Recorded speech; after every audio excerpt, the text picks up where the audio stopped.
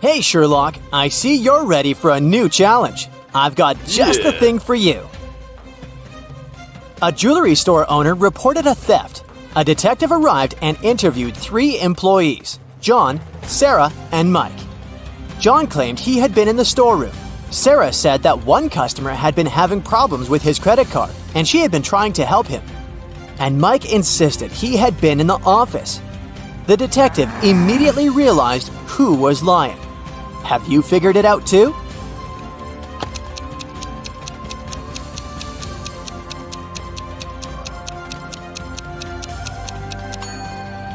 Sarah is lying. Have you noticed that note on the window? Cash only? The store doesn't accept credit cards, so Sarah must be the thief. 4 guys having 5 rocks each were playing a game in which they needed to throw rocks at a small island in the water. The first guy succeeded in throwing 3 rocks at the island, but one of his rocks sank.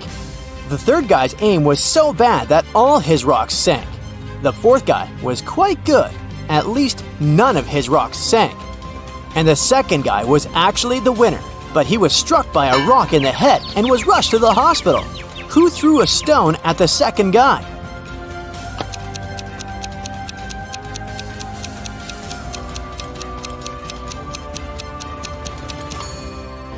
It was the first guy. He still had 1 rock left, remember? In the morning, Mrs. Williams cooked a chocolate cake for her husband's birthday. But when she came back home in the evening, the cake was gone. Oh no! The woman knew that one of her kids had eaten the cake. When she questioned them, she got the following answers. Albert said, "Hannah did it." Hannah said, "It was Cedric." And Cedric said, "Hannah is lying." Assuming that the culprit lies and the other kids tell the truth, who ate the cake?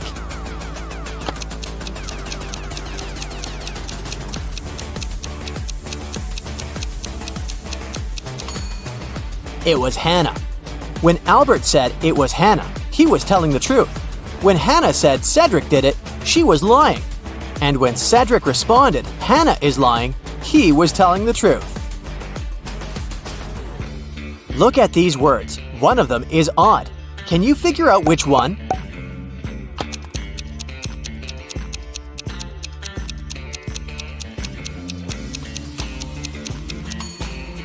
It's the word fourth.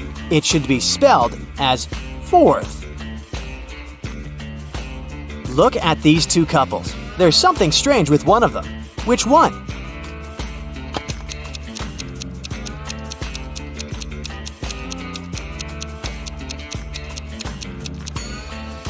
The couple on the left is weird. Look, they don't get reflected in the mirror behind their backs. Are they vampires or what? Creepy.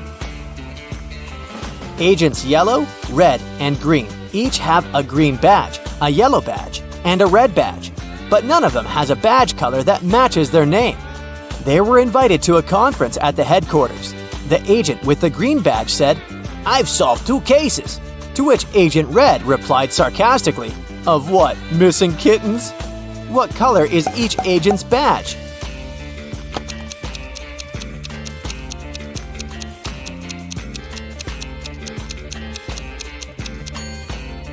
Pay attention to the fact that it was the agent with the green badge and not Agent Green who was talking to Agent Red. Since the agent with the green badge spoke to Agent Red, we know that Agent Red doesn't have the green badge. We already know he doesn't have the red badge either. Therefore, he must have a yellow badge.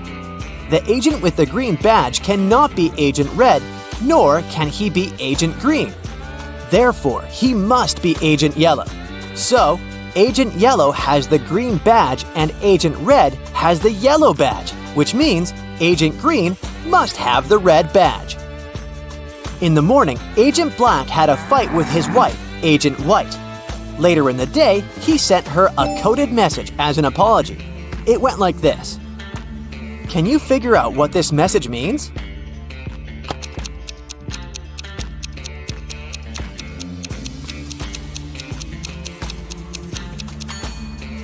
Agent Black told his wife, "Too wise you are, too wise you be. I see you are too wise for me."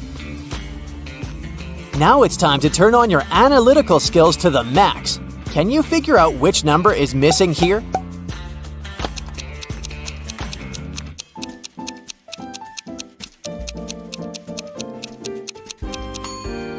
The number you need is 78. If you read these numbers upside down, you'll get 86, 87, 88, 89, 90, 91. Another riddle to check how sharp your wit is. You can't see it, but it can see through you. What is it?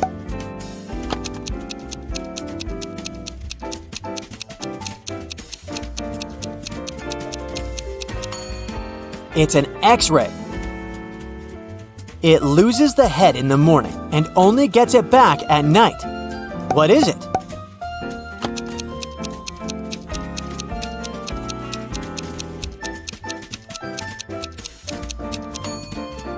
It's a pillow. They are two brothers on opposite sides of the road, but they never see each other. What are they?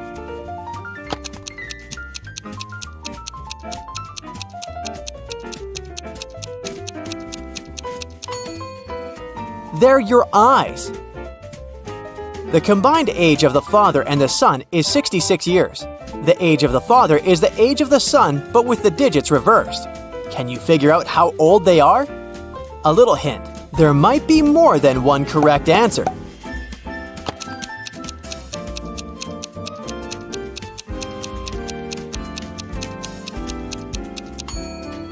The father might be 60 years old, then his son is 6 years old.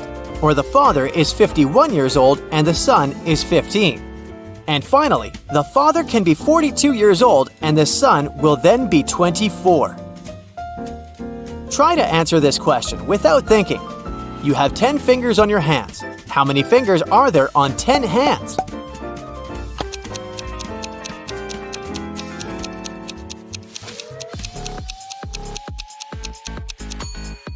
I bet you had the urge to say 100 fingers, but no, the correct answer is 50 fingers. You see two women entering an elevator in a large office building. Which one doesn't work there?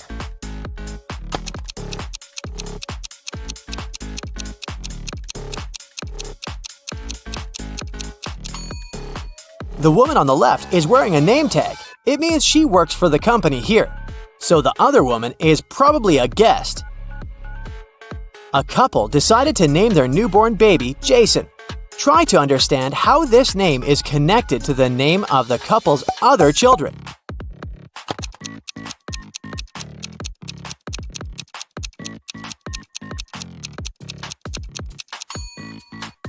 J in July, A in August, S in September, O in October, and N in November. And we get Jason. Can you find two bizarre things about this picture?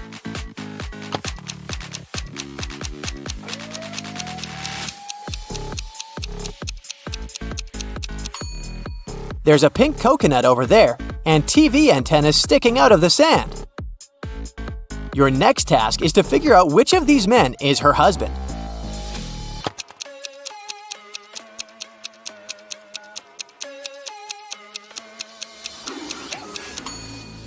It's the guy on the right. Look, the girl keeps a picture of him as wallpaper on her phone. Which of these three ladies is not pregnant?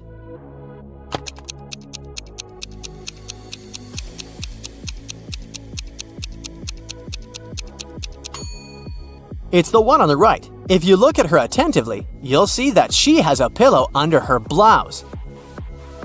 One of these princesses isn't real. Which one?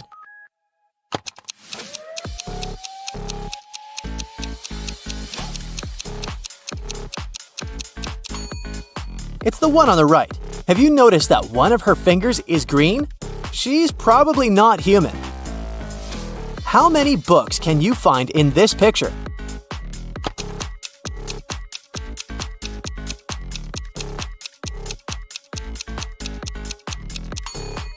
There are 5 of them here. See? Which of these guys is hungry?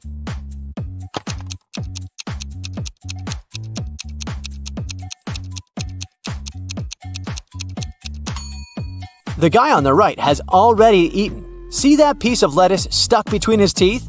But the guy on the left is longingly gazing at a picture of a burger on his phone. He must be the hungry one. Can you find a candle in this picture?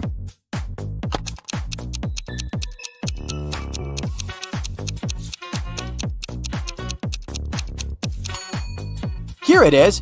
Oh, if you manage to spot it, you have an eagle eye.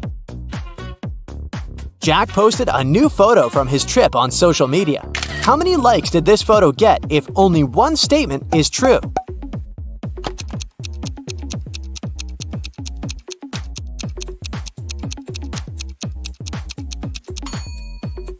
Unfortunately, Jack's photo got 0 likes. Hopefully, he wasn't too upset. Marcus woke up in a dark basement with just one candle burning on the table. He saw 3 doors in one of the walls and 3 keys lying on the table. How many attempts did the guy need to figure out the key for each door?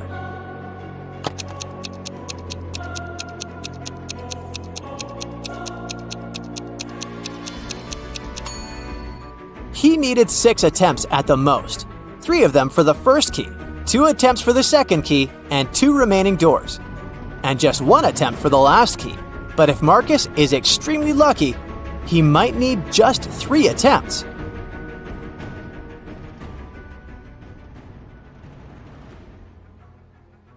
Just look at this! A car has crashed into a restaurant window, smashing it. Detective Harris has come to investigate the case. There are 2 suspects, Julie and Douglas. But each of them claims that the other person did it. Can you help the detective figure out who is lying?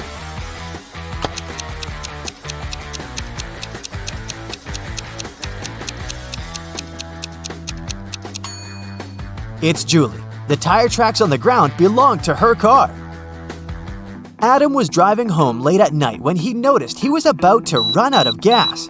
He stopped at a gas station to fill his tank and buy some snacks. Inside, there was a cashier and another customer dressed in black. When Adam came up to the employee to pay, she told him $5.05. Adam paid, went outside, and called the police to report an emergency. Why did he do it?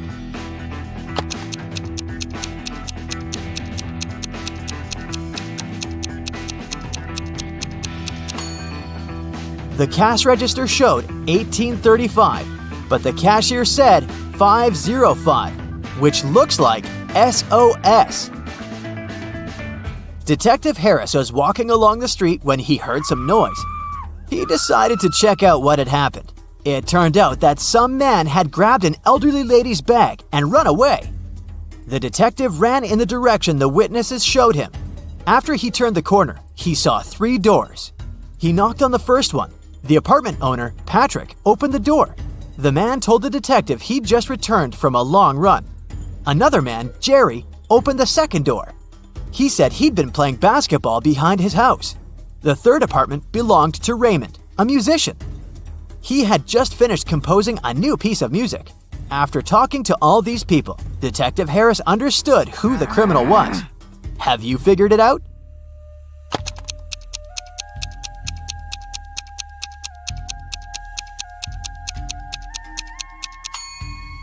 The thief is Jerry. He claimed he'd been playing basketball, but he was holding a football while talking to the detective. Sarah and her sister Mary were doing some shopping. When they were leaving a grocery store, Sarah pointed at some young man and exclaimed, "Look, my nephew is over there!" Her sister replied, "Oh right, but it's not my nephew." How is it possible?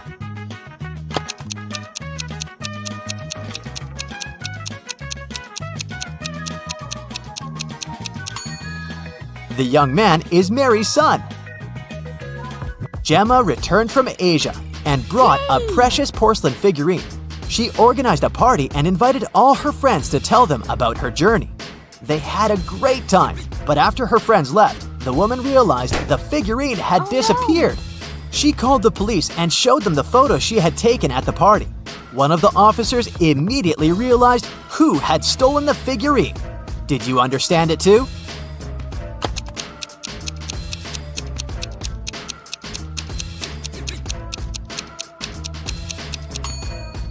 It was this girl. She hid the figurine under her hat. At 9 a.m., Ethan got a call from his friend, an owner of a large business. The man said that a very important document had disappeared from his office. It had been on his desk the evening before, but now it was nowhere to be found. Ethan immediately came there to question his friend's employees. Soon, he had 3 suspects. Walter said he'd spent the previous evening at the movies. Joan had dinner with her friends, and Zachary visited an art gallery. It didn't take Ethan long to understand who was lying. Do you know it too?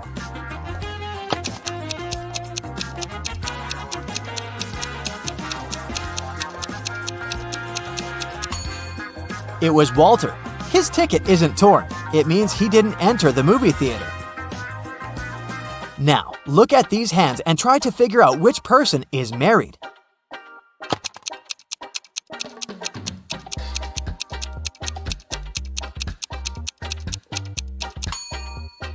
If you look at the first hand attentively, you'll realize it doesn't belong to a grown-up person. On the second hand, there is a mark left by a ring, but there's no ring itself. It must mean that the person is no longer married. On the third hand, there's no ring either, but it's the right hand, and we wear wedding rings on the left hand. So out of these 3, this person is most likely to be married. Okay, the next challenge is for you. Look at these 3 men. They're at the airport. Which of these guys is married?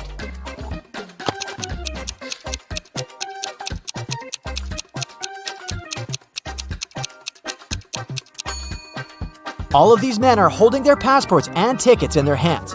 None of them is wearing a wedding ring. But pay attention to the man sitting on the bench. On his ticket, it's written, "Family discount." So, he must be the one who's married. Now look at this picture attentively. Does anything strike you as strange?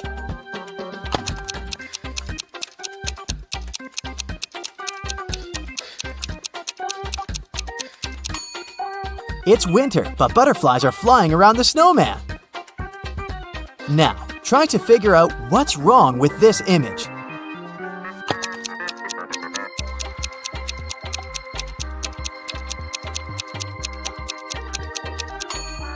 It's the snowman again. Instead of a carrot, his nose is made of broccoli. And the last image for you to analyze.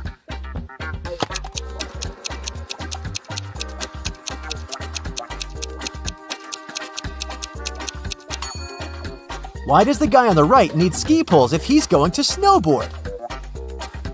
Marcus woke up in a dark basement with just one candle burning on the table. He saw 3 doors in one of the walls and 3 keys lying on the table. How many attempts will the guy need to figure out the key for each door?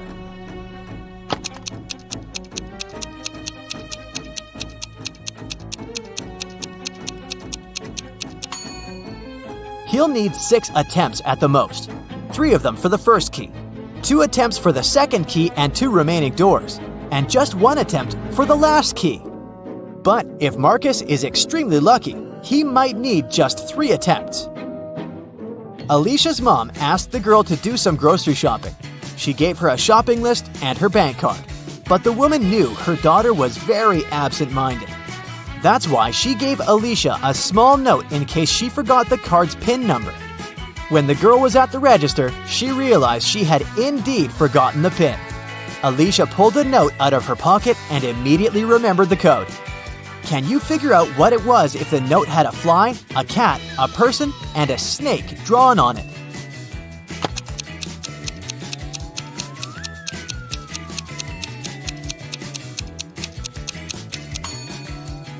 The PIN was 6420. Alicia just had to count the number of legs of each creature.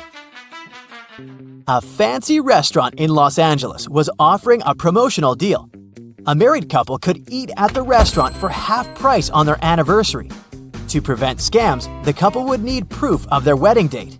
On a Thursday evening, a couple entered the restaurant and claimed it was their anniversary, but they didn't have any proof. The restaurant manager was called to speak with the couple. When the manager asked to hear about their wedding day, the wife said, "Oh, it was a wonderful Sunday afternoon.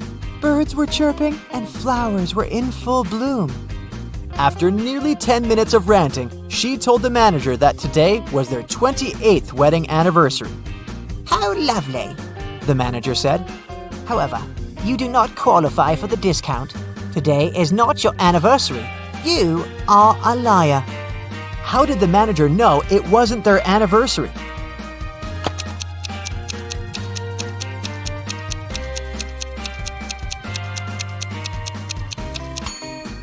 The calendar repeats itself every 28 years, so if they were married on a Sunday 28 years ago, the day they came to the restaurant would also have to be a Sunday. But since it was a Thursday, the manager knew they were lying. John called the police to report that his friend Mark had disappeared. He explained that 2 weeks earlier, he had offered Mark to live in his beach house in Miami. He wanted his friend to enjoy some summer heat, but when John returned from a half-month-long business trip to Chile, he found out that Mark was missing. The police listened to John's story and understood the man was lying. How did they figure it out?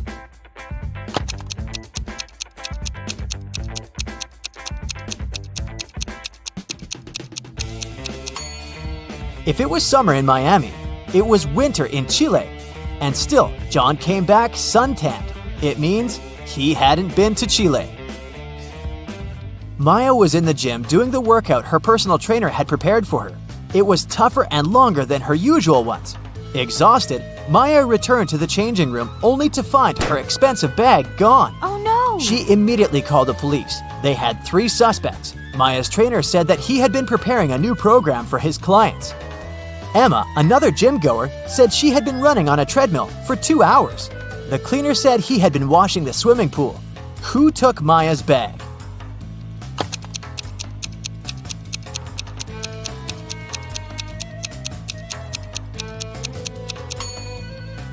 It was her trainer. He knew Maya was going to have a long workout and wouldn't return to the changing room anytime soon. So, Smarty Pants, are you ready for some detective work? Great, because I happen to have some right here. Gee, what a coincidence. Yeah. Let's go! You drop a bowling ball in a bucket of water which is 45 degrees Fahrenheit. And you also drop another ball of the same weight, mass, and size in a bucket at 30 degrees Fahrenheit. If you do it at the same time, which ball will hit the bottom of the bucket first?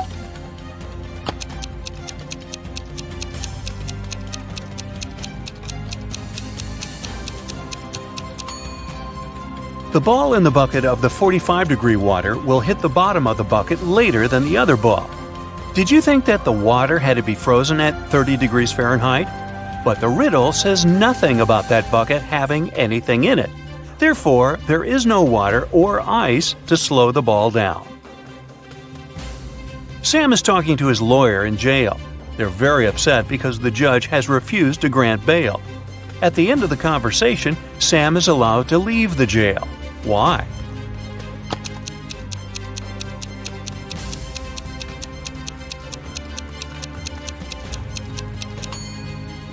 Sam is visiting his lawyer, who was arrested and jailed. Time to look for another lawyer. Mary is the owner of a bag store. One day, a young woman came in. She wanted to buy a bag. After choosing the one she liked, she asked Mary how much it was. The price was $30. The girl asked Mary to sell it for $20, and the store owner agreed. The girl gave her $50. Mary didn't have any change, so she went to her friend who worked nearby to change the bill. The friend gave Mary 2 $20 bills and 1 $10 bill. The woman gave the customer $30 and put the remaining $20 in the cash register.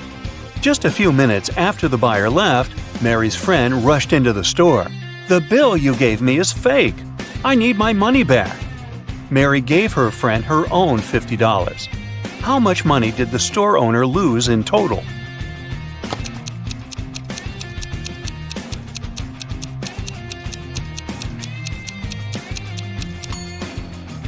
For one thing, Mary sold the bag at a $10 discount, so she already lost this money.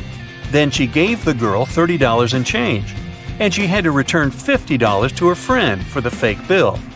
One $20 bill was the one her friend had given her, so she had to add $30 of her own.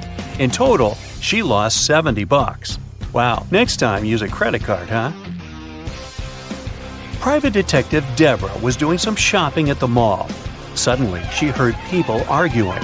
The woman went there and saw a stressed shop assistant and several people crowding it. The poor man had found a smartphone and made an announcement, and now several people claimed it was their phone. One man said the phone must have slipped out of his bag. A young woman said the gadget belonged to her, and an older woman shouted it was her husband's device. That's when the phone rang.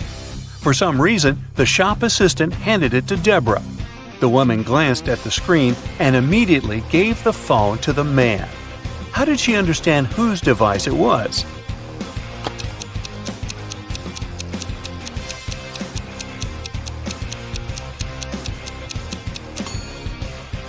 Deborah saw the word wife written on the screen. Jenny heard about a private party which was supposed to be VIP.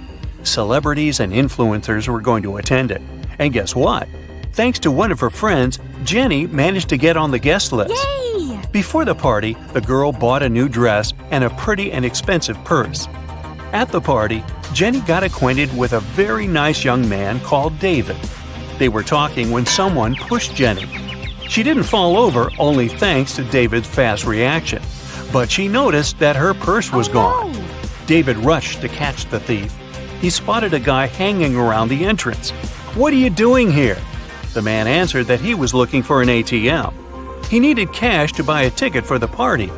David told the man to hand Jenny's purse over or he would call the police. How did he understand the man was the thief?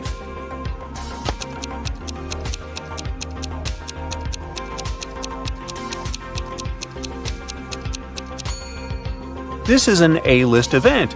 You can't just buy a ticket to get there. This man is lying. The faster you run, the harder it is to catch this thing. What is it?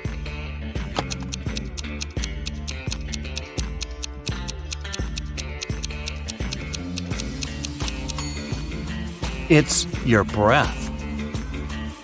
Brandon's wife told him to cook several eggs, but the man had to boil them for exactly 2 minutes.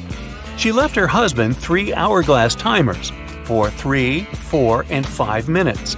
How can the man boil the eggs for exactly 2 minutes?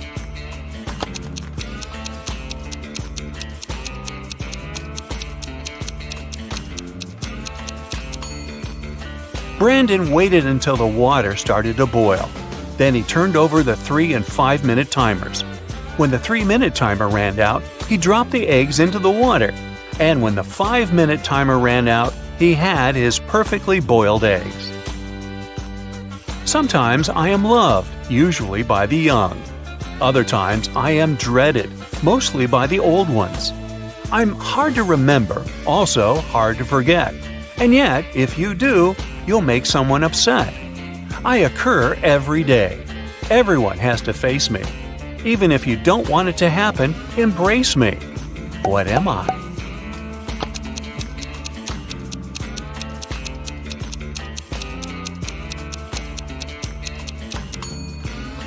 A birthday. It's thin, but when water splashes it, none seeps through. When hit, it changes color. It covers an incredibly complex thing, yet it's very easy to flex. What is it?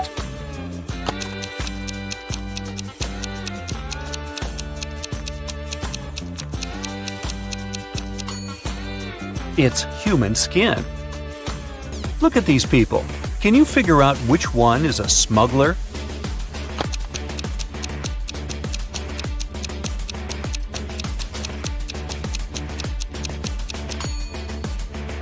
It's the woman on the left. The lady on this right is really pregnant. She's just wearing a wig. But the shape of the belly of the woman on the left is weird, to say the least. One of these people stole some Pringles.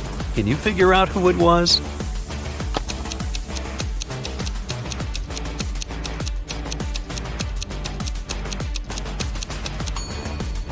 It's this young lady. Look at her ponytail. A very strange shape. Doesn't it resemble a pack of Pringles? Now, I've got this group of people for you. One of them is a vampire. Can you figure out who it is?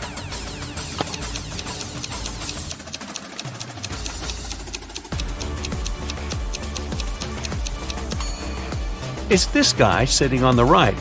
Have you noticed that he has no shadow?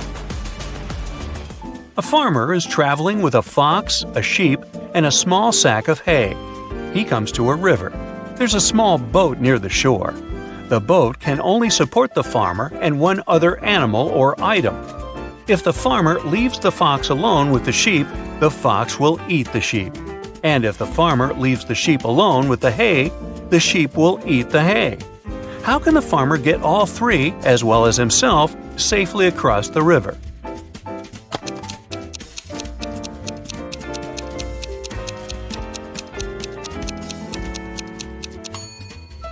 The farmer should take the sheep across the river. Then he should paddle back. Then he will take the fox across the river. After that, the farmer should take the sheep back to the first side of the river.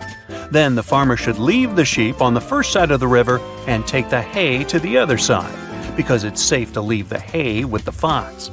The farmer will then return to the first side of the river and pick up the sheep. The morning after a heavy snowfall, Justin went outside and saw there was twice as much snow on the top of his garage as there was on his neighbor's. Still, Justin didn't get surprised or upset. He just smiled and continued walking. Why?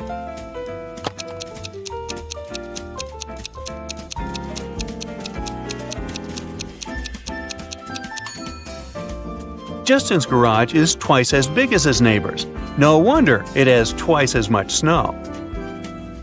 Andrew and Gary are twins. They were born just 1 minute apart, and Andrew is the elder of the two. But for some mysterious reason, they celebrate their birthdays 2 days apart once every several years. How is this possible?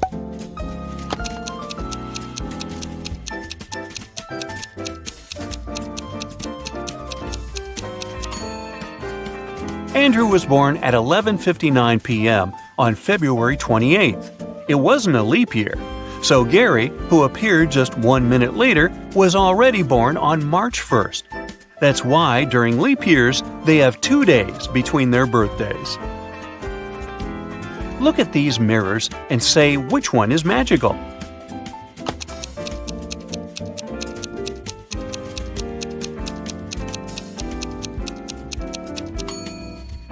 It's the one the girl in the middle is holding. Apparently, it helped her to get rid of her mole. Two men are playing chess. They've already played 5 games, and each man has won 3 of them. How is it possible?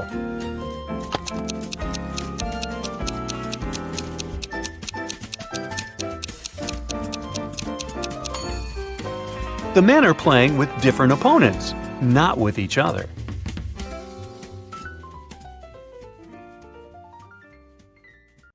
Lily was walking home from school one day when a huge portal opened up before her. She was curious, so she decided to walk through it. The portal took her straight to the castle of the great Zormir, a cool magician that had harnessed the power of thousands of Philosopher's Stones. As soon as Lily crossed the portal, he closed it. He told the girl that she had been chosen to take part in a great quest and that she could only leave the castle if she agreed to play his game. She had to answer all of his riddles correctly, and only then he would let her go. For the first riddle, he showed her this image and asked her to figure out what word was hidden in this illusion. Can you help her out?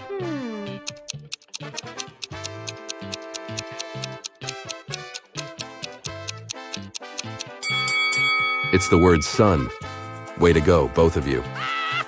Zormir liked to play with trickery and illusion, so for his next trick, he called a chef. The guy walked in with a cart filled with Spanish empanadas, and Lily's mouth started watering. He told Lily that she had to eat all of the empanadas, except one, and that she should choose wisely, because that special empanada was poisoned. Take a look at the image. Can you help Lee choose which one she shouldn't eat?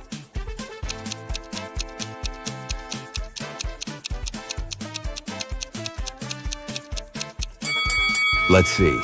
That one on the bottom left corner looks suspicious. It has a green fog coming out of it. It's probably from some heavy type of poison, isn't it? Oh my god! Whew! Lily got out of that one okay. Next, Zormir showed Lily a strange painting. He changed the image on the painting to show one of his illusions. Can you figure out which word is hidden here?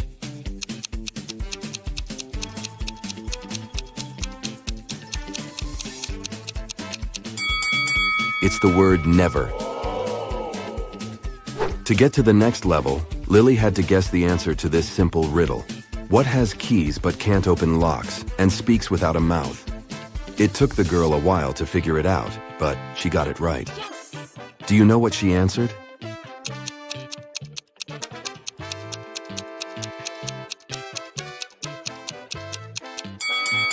It's a piano. Lily was taken to an empty room in the castle. It had nothing except 4 doors. The great Zormir told Lily that she had to find a time machine behind one of these doors and left her a clue. Trust only one of the inscriptions and it will lead you to the treasure. On each door, there was a sign. The sign on the door A said, "It's behind B or C." The sign behind door B said, "It's behind A or D." Door C said, "It's in here." And door D claimed, "It isn't here." Can you guess which door Lily opened?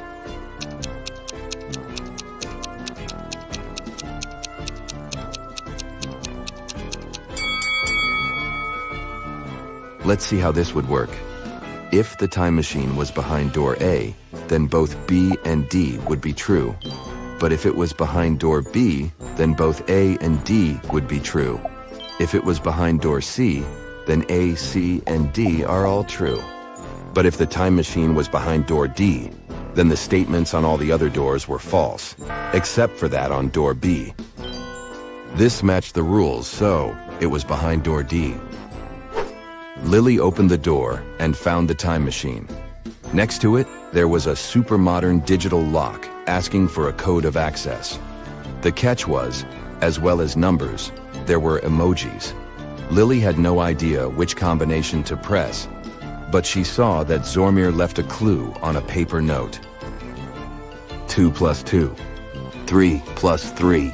7 plus 7. Can you help Lily out here?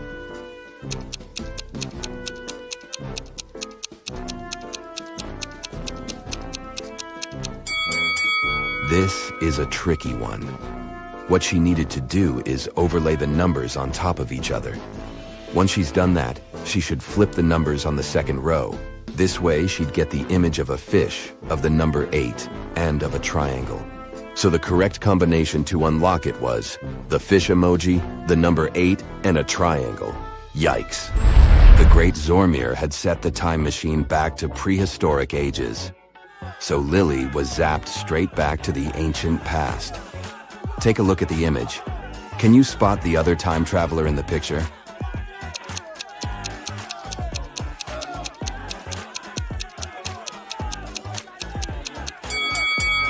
Ah, that's the one right there. He's holding a flashlight. I mean, those certainly didn't exist back in the day. Lily went to talk to the other time traveler to see if he knew how she could get back to her normal timeline. He would only answer her question if she answered his riddle correctly. He asked her, "What has a heart that doesn't beat and a bank that doesn't hold a cent?"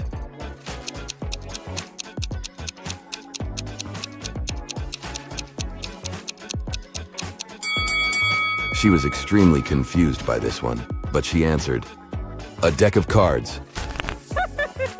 The guy was impressed and told Lily that to go back to her normal timeline, she had to figure out what was hidden in another of Zormir's illusions. Can you guess what word is hidden here?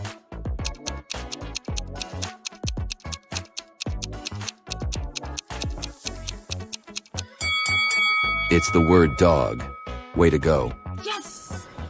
Lily got back to her normal timeline, but instead of going back to the castle, she found herself stranded on a deserted island. There was a note from Zormir saying, "The game is just getting started. You need to find the slang's witch and ask for her help." Take a look at the image. Can you find something that might help Lily find the witch?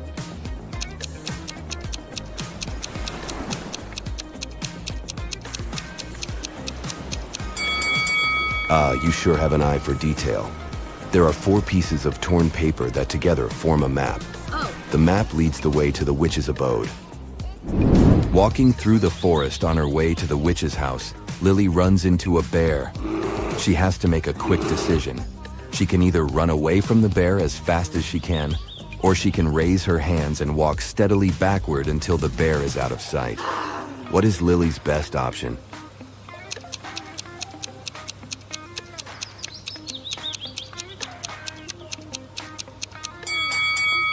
If she ran, the bear might feel under attack and end up hurting her. She should choose the second option. Finally, that looks like a witch's house. She knocks and the witch lets her inside. She asks the witch for help, but the witch is worried about something else. Earlier that day, she was working on a new love potion with the help of her elves, when she noticed that her precious hawk feather was missing. She asked if Lily could find out which elf had taken it. Lily said yes, and began to interview the elves. Arian said that he was giving apples to the fairies halfway through the making of the potion, and that before that, he made sure that the witch had every ingredient she needed for the spell. Elowen said he was at another cauldron testing an anti-aging potion. He also said he was sure to see the feather before the witch started the job. Ilaria was sorting out the bad herbs from the herbs all afternoon and didn't notice anything weird going on in the house. Lily took some time to think about the elves' testimony and finally figured out the answer. Can you tell who did it?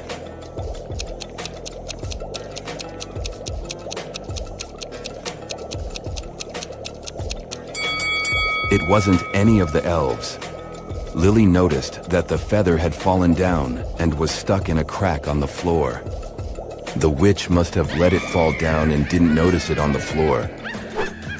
The witch was happy with Lily's help and told her she would help Lily run away from the Great Zormir. She opened 3 portals and let Lily choose the one she wanted to go through. The first portal would lead Lily to New York City. The second portal would lead her directly to her school. And the last portal would lead her to a beautiful island in the Bahamas. Take a look at the image. Which portal should she choose?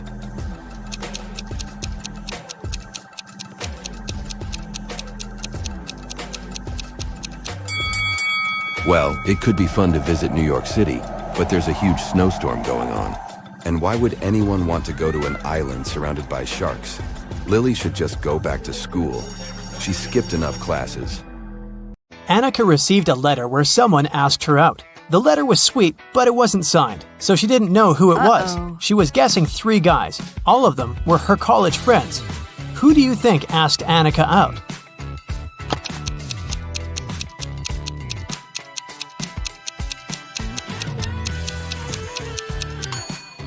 Look at this sign at the end of the letter. This guy has the exact same tattoo, so I bet that the letter is from him. An office was robbed and police arrived for an investigation. The money was stolen from a drawer, but there was no trace of breaking in. The lock was fine and the windows were all locked. Look around and try to guess how the robber broke in.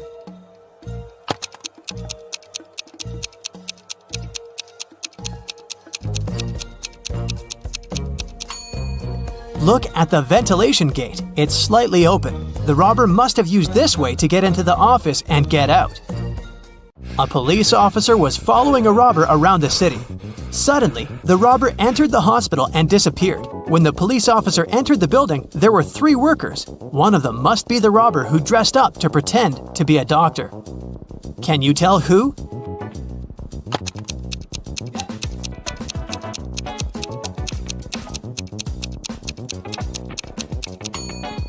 It's the man in the middle. Look at his badge. There's a picture of a woman on it. He must have put on the first pair of clothes he noticed. At daylight, someone painted a wall of a museum, and the police were looking for the person who did it just an hour after it happened. They were roaming the streets of their little town, and they found 3 suspects. Adam said that he'd been at work and just returned. Carter said that he'd been busy painting his fence. Blake said that she'd been walking her dog and didn't know anything about what had happened. Who is guilty?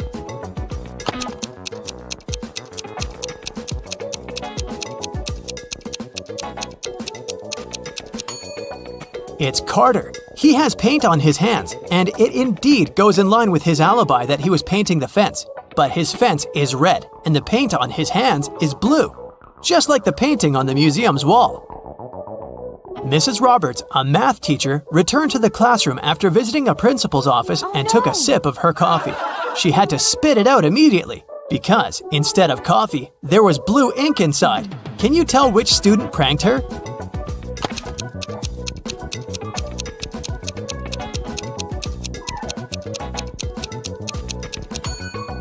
It's this one. Look at his hand. It has ink stains on it.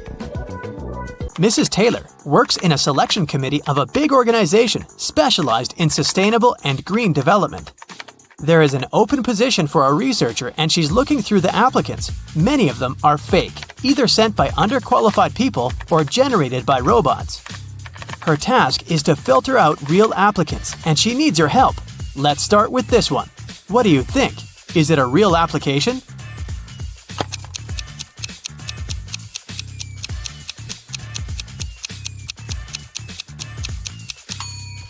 No, it doesn't seem so. This girl was born in 2003, so she's 19 years old. She's way too young to have a PhD. She must be lying. Okay, here's another one. What do you say?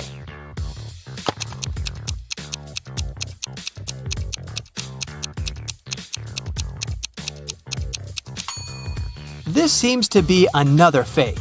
Look at his birthday. There was no February 29th in 1991.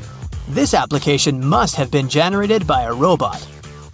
Okay then, here's the next candidate for you. What's your call?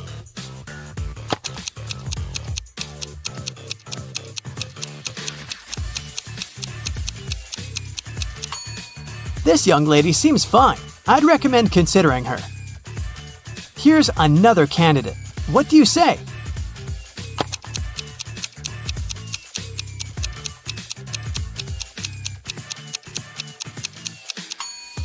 He seems fine to me too.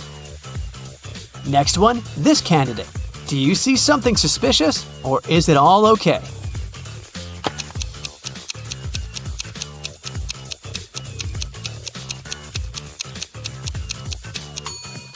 Of course not. Look at the photo. It's some random photo of a cat. People don't use such pictures in their CVs. It must be a computer-generated fake. Okay, one last candidate to consider. In or out? What do you think?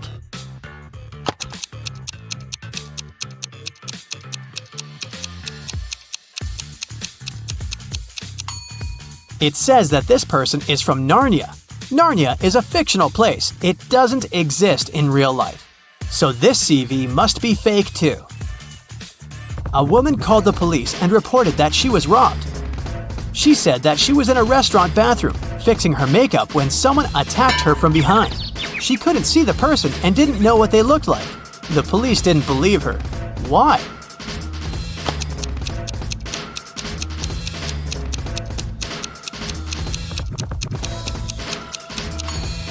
The woman was fixing her makeup, so she was looking in the mirror.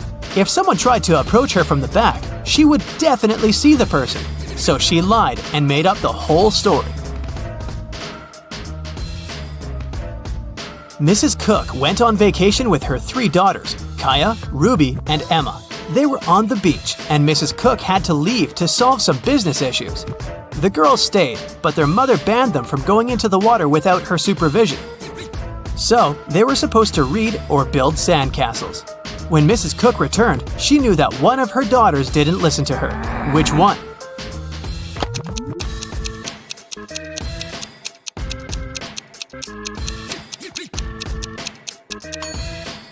It's Kaya. Look, her hair is wet.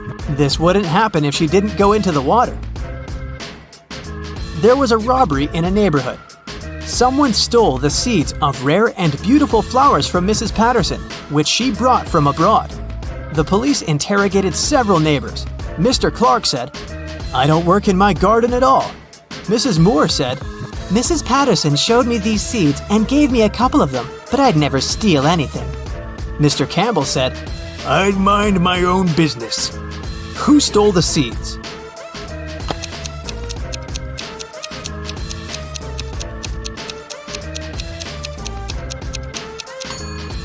It was Mr. Clark. He said that he didn't take care of his garden, but his garden looks way too nice to be abandoned. In a parallel universe, it's only allowed to have fun and eat candy. No one ever reads or studies. Mrs. Relham came back home after a long and fun day at a club and asked her daughters what they'd been doing. Hannah said that she'd been watching TV all day. Elle said that she'd spent a day in the water park. Ava said that she and her friends had had a candy-eating marathon. Still, Mrs. Relham could tell that one of her daughters lied and had actually spent all day studying. Who was it?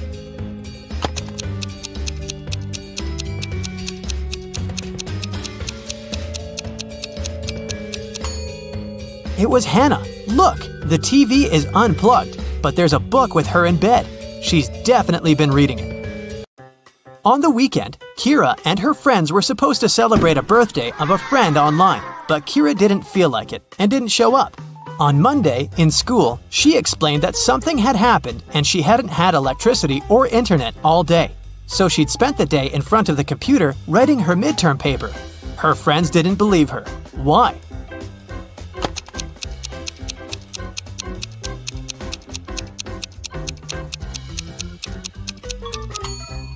If there was no electricity, she wouldn't be able to work on her computer because it doesn't work without electricity. I'll keep checking how attentive you are, and here are some more tasks for you. Now I'll show you 2 apartments and you have to figure out which one of them was robbed. Ready to start? Here's the first pair. What do you say?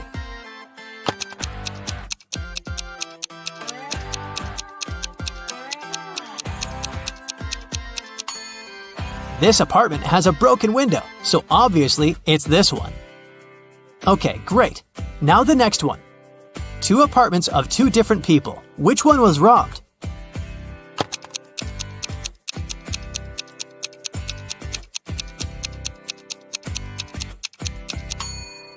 This one is way too trash to be a regular mess. I bet it was robbed. Another pair of apartments. Can you see which one someone had broken in?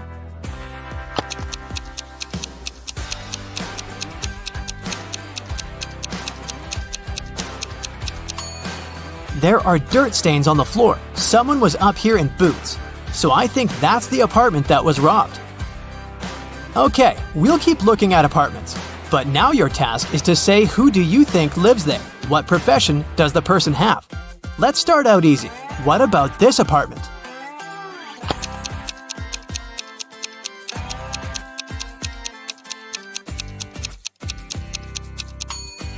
Paintings, brushes, it definitely belongs to an artist.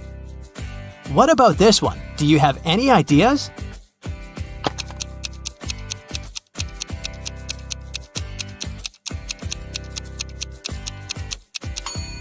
Punching bag, boxing gloves, dumbbells, and some other sports equipment. I'd say there's a boxer living there. Take a closer look here. What are your thoughts?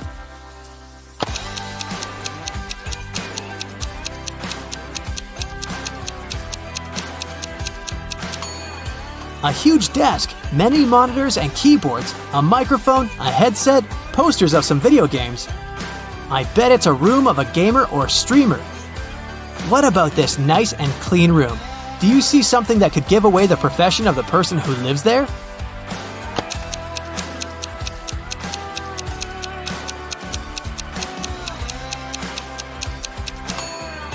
There's a ballet bar, and there are also some tutus in the wardrobe.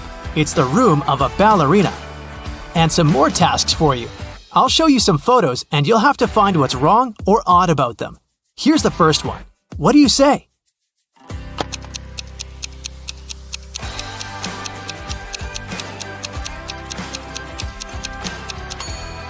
There are people on the surface of the moon, but they're not wearing any spacesuits. Another space-related picture. Do you see a mistake?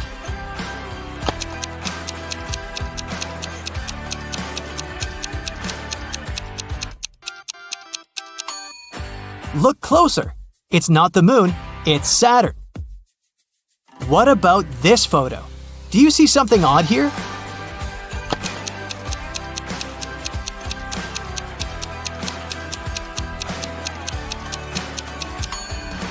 Look at the way this guy is eating a banana. Do you have an eagle eye? Let's check it out. Look at these pictures and try to figure out what's wrong here. Looks like a pretty usual scene to me, but something seems to be off. Can you understand what it is?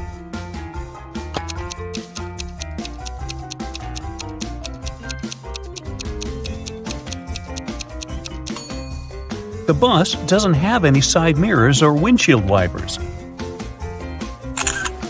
How about this picture? What's wrong here?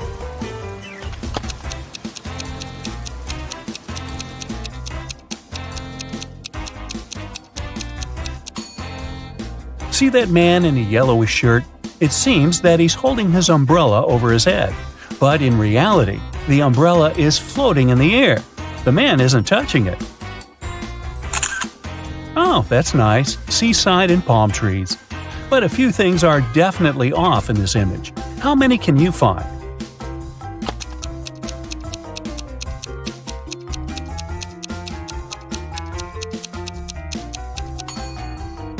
First of all, what is that tap that is pouring water into the sea?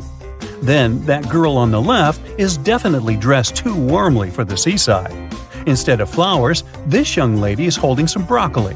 And this girl is building a sandcastle with the help of a fork. Okay, the next image for you. Are there any mistakes here?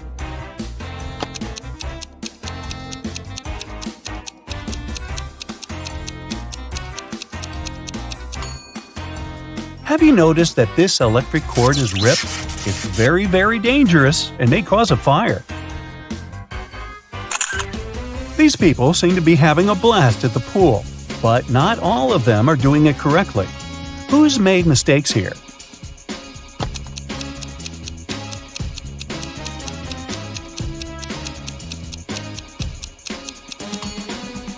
This guy on the left has forgotten to take off his boots before diving into the pool.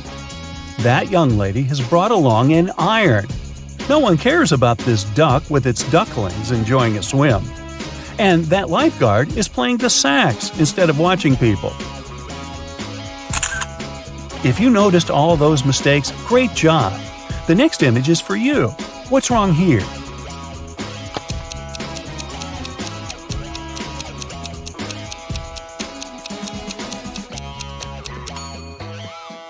Have you spotted that colorful snake slithering next to the wall? What is it doing here? As far as I know, Santa Claus isn't supposed to be in the classroom as well. Then that girl is using a carrot instead of a pen. And the guy in the bottom right corner is brushing his teeth, right in the classroom. Here we see people walking in the park on a lovely sunny morning. But not all of them are doing reasonable things. Can you find out what's wrong with this picture?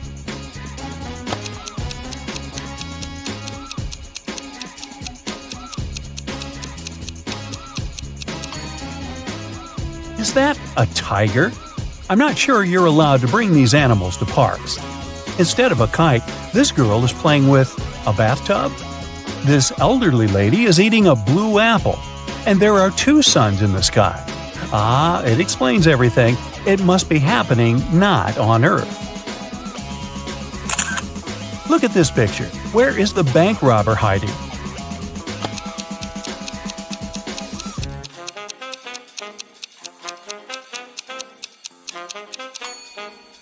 He's over there, behind the bushes.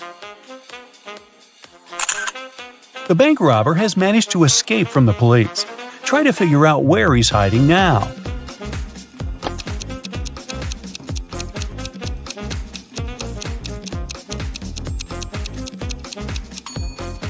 See that maintenance hole?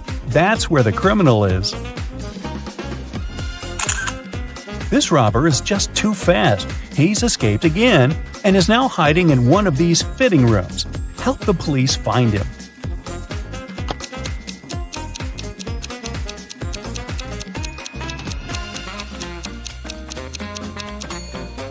He must be in the middle fitting room. See that bag with all the cash he has stolen? Look at this image carefully and try to figure out what's wrong here.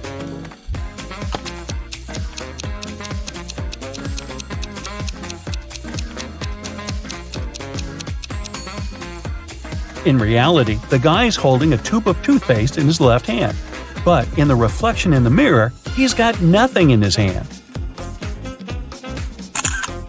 How about this picture? What's wrong here?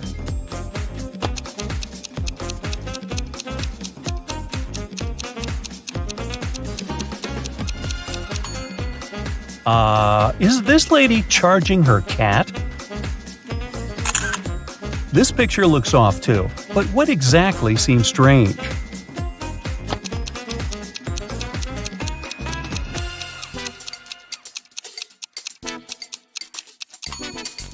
It's the girl in the front. She isn't reflected in the water. Now, the next image to challenge your observation skills. Does anything strike you as odd in this picture?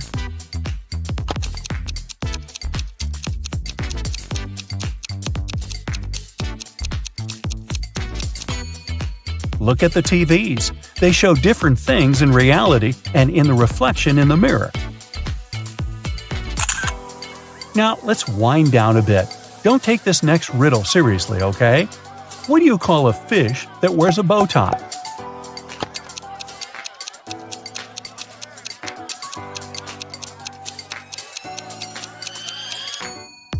You call it sophisticated. Got it?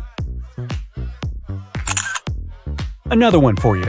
What time is it when an elephant sits on a fence?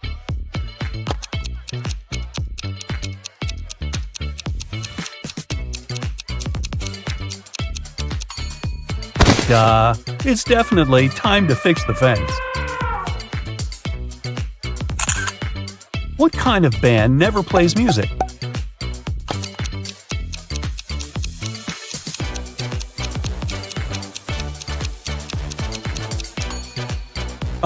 Rubber band, of course. Tear me off and scratch my head. What once was red is now black. What am I?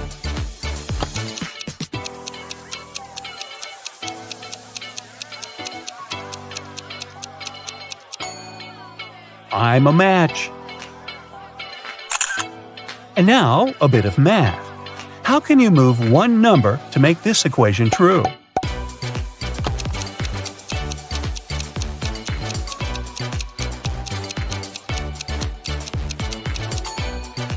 Move the number 2 half a line up, and you'll get this. Now, you're in a library, trying to get a book, you knock a chair over. All of a sudden, there are 22 pairs of eyes looking at you. How many people are there in the library?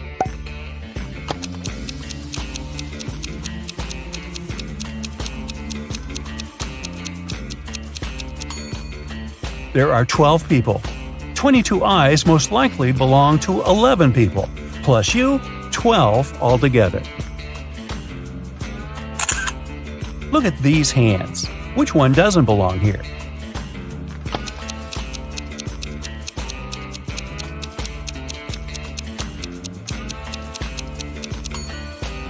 It's the hand in the fourth picture.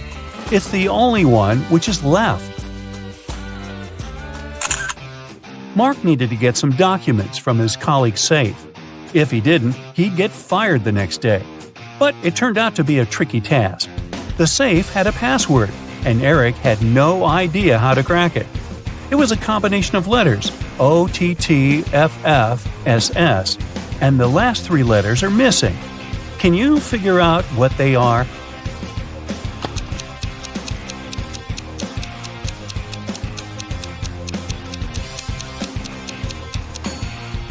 The missing letters are ENT. All of them are the first letters of the numbers from 1 to 10. Ms. Nelson, an art teacher at school, had to organize an event, and a big concert was a part of it. But the event had to take place the next day, and she still needed to find one more performer. There were several talented students at her school, and she decided to invite them. But Daniel, who played the guitar very well, told his teacher that he had lent his instrument to a friend and wouldn't get it back anytime soon. Sophia, who was an amazing singer, answered the teacher that she had a sore throat and couldn't sing at all. And Luna, who was a professional dancer, claimed that just a few days before she had sprained her ankle, and the doctor had prohibited her from moving this leg too much. Ms. Nelson was very upset, but could do nothing to change the situation. But when she saw these three students at the concert the next day, she found out that one of them had lied to her. Who was it, and how did she understand?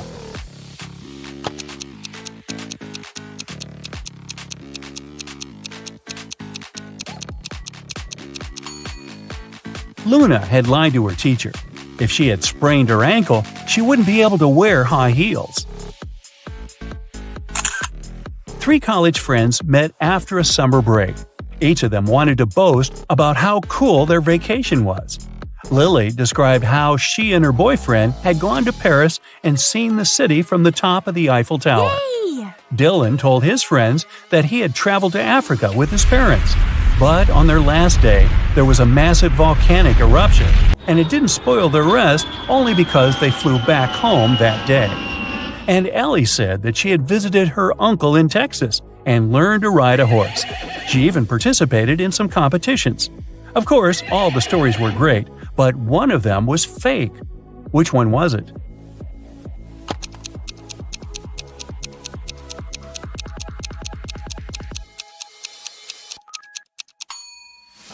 Dylan's story was fake. He couldn't fly home on the day of the eruption because when something like this happens, all flights get canceled. A man called the police. "My wife, she got in a car accident." When the police arrived, the woman had already been rushed to a hospital. The detectives found out that she had crashed into a tree right next to her house. One of the police officers examined her car and saw the woman's bag. Inside, he found her driving license and a car key, some money and bank cards, a notebook, and her passport. After that, the husband was immediately arrested. Why?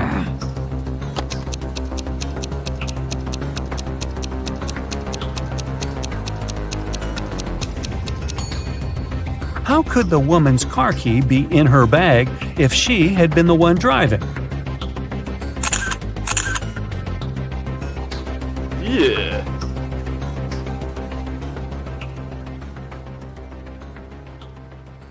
Hi, my favorite detective. I've got a new portion of tricky riddles for you to train your sharp mind. Let's start. Yeah.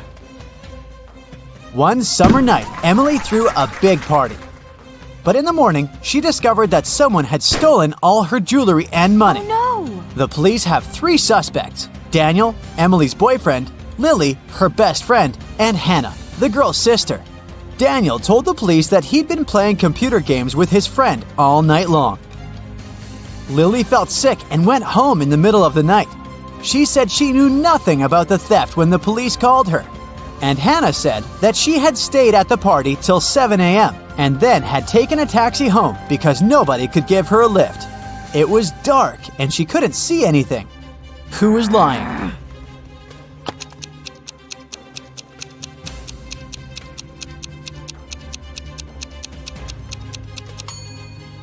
Hannah.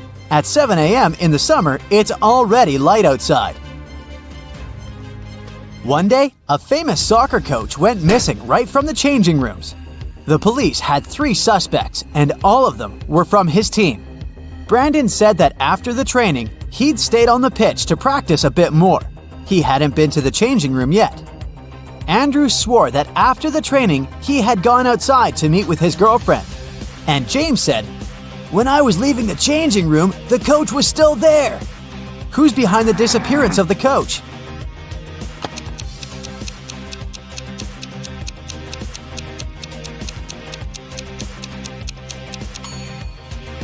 It's Brandon. He said he hadn't been to the changing room yet. But look, he's wearing not his uniform, but his street clothes. Once, a mad professor kidnapped Zoe and held her in his house. Was he planning to experiment on her? There was no way the young woman could escape. But one day, the scientist got bored. You'll have to make breakfast for me tomorrow. If I like it, I'll let you go. If not, no one will hear about you again. In the morning, Zoe went to the kitchen and started cooking. But when she turned away from the stove, the scientist threw a whole box of salt into the pot. However, when Zoe served him breakfast, he realized he had to set the girl free. Can you figure out what Zoe cooked?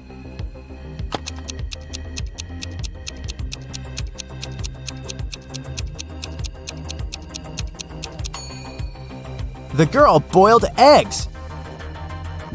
A man on a motorbike crashed into the window of Mr. Ruby's store, grabbed several expensive watches, and drove away. When the police arrived, Mr. Ruby told them that he was almost sure it had been his nephew, Patrick. The officers went to visit the guy. Because of a heavy downpour, it took them 1 hour to get there. Patrick was at home, together with his friend. "Look at the weather. I haven't been outside since yesterday." Patrick's friend confirmed his words, but the police didn't believe their story and arrested Patrick. Why?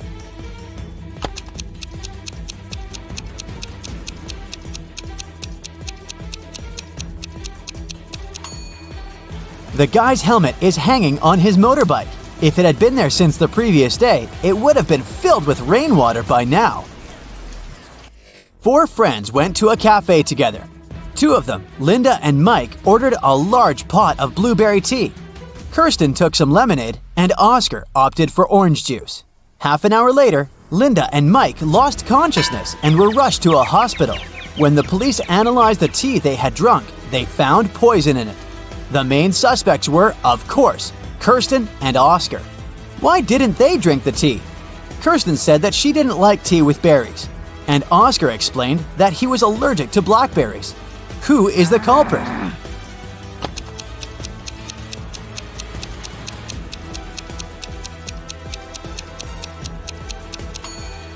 It's Oscar. He said he was allergic to blackberries, but the tea his friends drank was with blueberries. David worked at a construction site. Once, someone attacked him, and the unconscious man was taken to a hospital.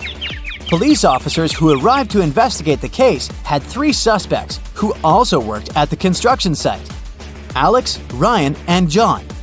Alex said, "I was putting all tiles on the roof when the accident happened." Ryan confessed that he'd been sleeping under the tree, and John claimed that he'd been laying bricks at that time. Can you figure out who's lying?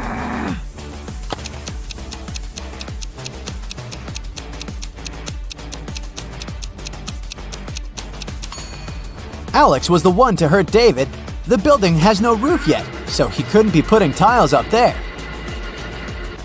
You've bought a cute little rabbit at a pet store. The animal can breed every 2 months, and every time it will deliver 5 babies.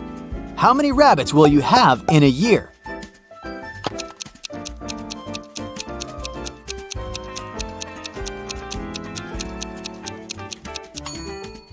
You'll have just 1 rabbit. If you want to have little bunnies, you have to buy 2 rabbits. Look at these people attentively. Who is a mer person? Pay attention to every little detail.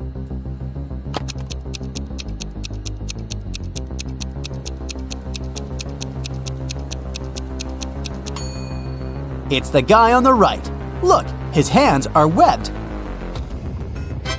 Allison won the main prize of $1 million on a game show. But when the shooting was over, it turned out that the host of the show had disappeared, together with the prize. The police managed to log into the computer in his office. They saw that the host had sent this message to his girlfriend. It looked like the host had told his girlfriend where he was going. The police went to the airport, but which flight was the host going to catch? Can you figure it out?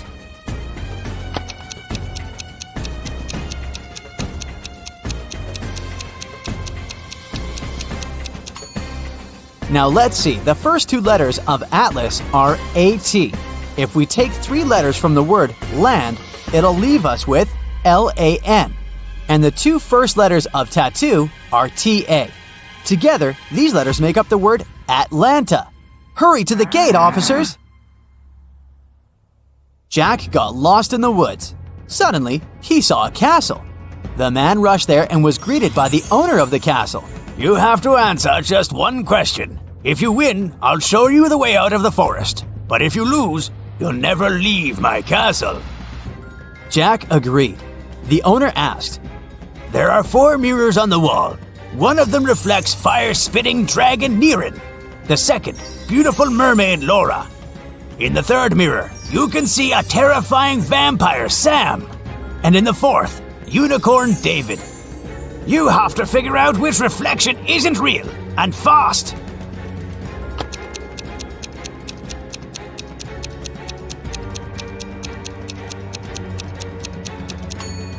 The reflection of Vampire Sam isn't real. Vampires can't be reflected in mirrors. A businessman arrived at his office after a long trip and discovered that some important documents had disappeared from his desk. He immediately called the police, and a detective arrived shortly after. After interviewing all the workers, he had a list with 3 suspects on it. They were Emma, the accountant, Sophia, the receptionist, and James, a sales manager. But each of these people claimed that they hadn't even been inside the businessman's office. Still, it didn't take long until the detective figured out who was lying. Can you do the same?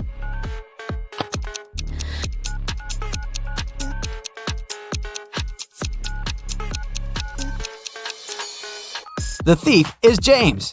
Both women wear high heels in the office, but the footprints on the floor are obviously left by sneakers. You throw me when you need me and pick me up when you don't need me. Can you figure out what I am?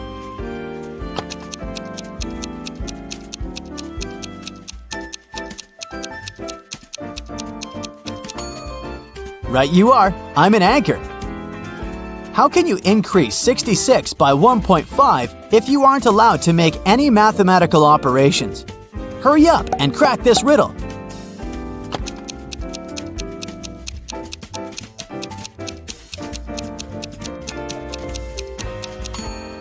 Just turn 66 upside down. It was Mr. and Mrs. Smith's wedding anniversary, and Mrs. Smith was going to put on diamond earrings her husband had presented her for their wedding. But when she opened her jewelry box, she saw that the earrings weren't there. She called her daughters, Dora and Laura. "I've told you so many times not to touch my things. Who took my jewelry this time?" Dora exclaimed, "I haven't touched your jewelry box." Laura also denied taking her mom's stuff. "I don't even wear earrings." Can you figure out which girl is lying?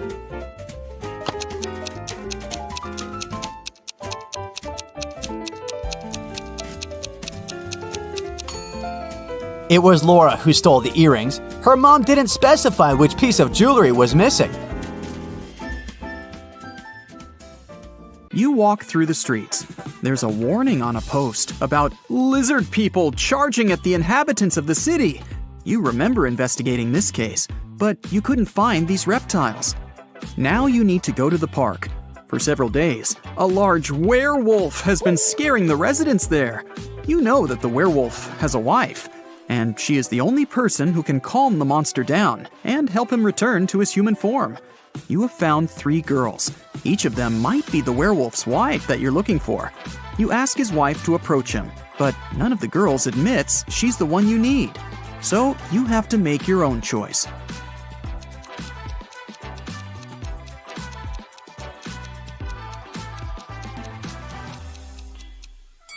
Do you see some wool on this girl's clothes? It's the wolf's fur, which means she's the wife. She walks up to the monster, hugs it, and the werewolf turns into a human.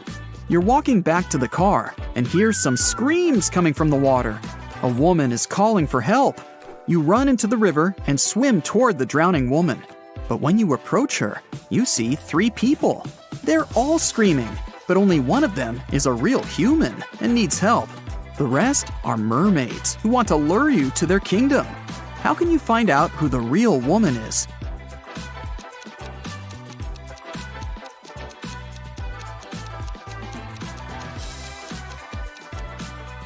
Just dive and check who has a fishtail. Emily has won the lottery, and now she can choose her prize. There are 3 options: a brand new Ferrari, a Gucci handbag, and Jimmy Choo shoes. Take a closer look at them and tell which prize she should choose.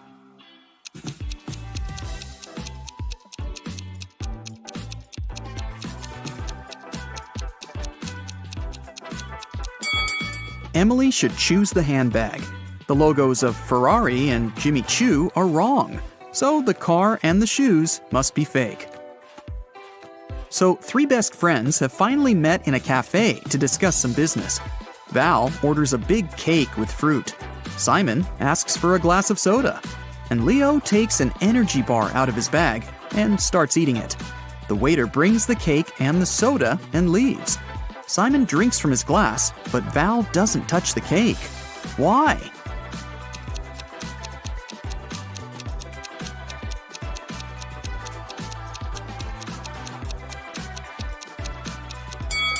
There are slices of tomatoes and cucumbers on it.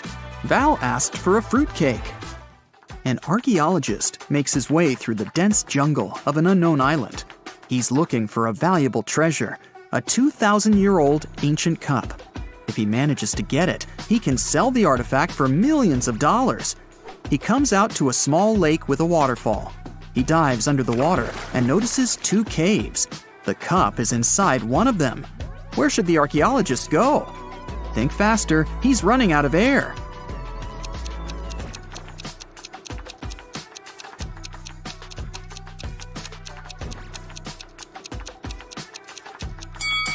He needs to swim to the left cave. Air bubbles are floating out, which means there is some dry land inside the cave. 3 guys are sitting on the sidewalk. They're all in dirty clothes and look tired. Each of them hopes to get some money from people who are passing by. But nobody helps them, since one of these homeless people only pretends to be poor. Passers-by see this and don't want to help any of them. Who do you think is pretending?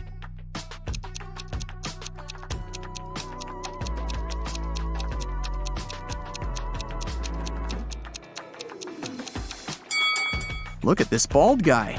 You can notice a smartwatch on his wrist. Samantha has been wandering through the desert for several hours. The sand is so hot that she can't touch it. Samantha notices a tent far ahead. It's definitely not a mirage. The girl quickens her pace and reaches the spot. She finds a bottle of water, 2 eggs, and a frying pan inside. Samantha quenches her thirst. Now she feels hungry. But it's dangerous to eat raw eggs in the desert. You can get food poisoning. Samantha decides to fry the eggs. She wanders around, trying to find some firewood, but sees nothing but endless dunes. How can Samantha cook the eggs?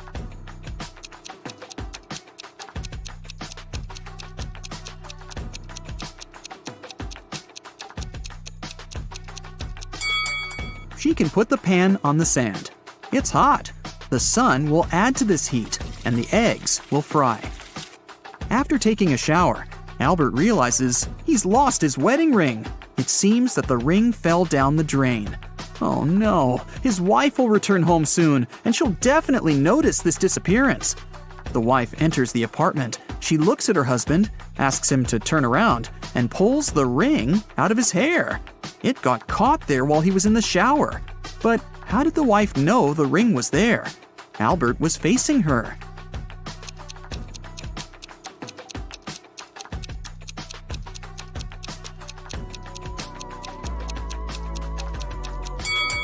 There's a mirror behind Albert. The wife noticed the ring in the reflection. 2 powerful film producers are having breakfast in an expensive restaurant. They discuss the budget for a sequel to a very successful movie that got $500 million at the box office. They speak very quietly, since they mention important details of the script. They suspect that someone might overhear them. The producers are right.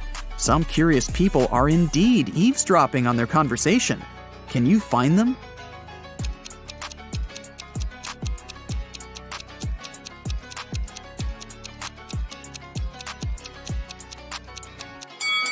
There's a guy at the next table holding a magazine upside down.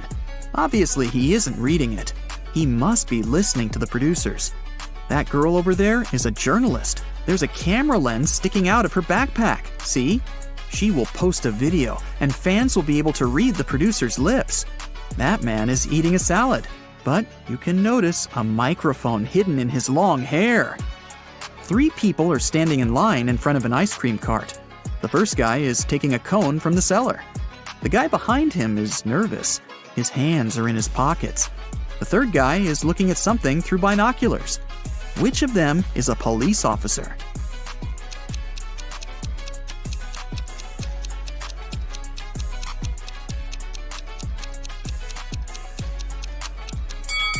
Look at the first guy. He's got a police radio in his pocket. "Where's my money?" the owner of the diner screams. It's 30 minutes till the end of the working day, but there's no money in the cash register. 3 employees have been working today, but they swear they haven't touched the money. They say there have been no customers in the diner. The boss doesn't believe them.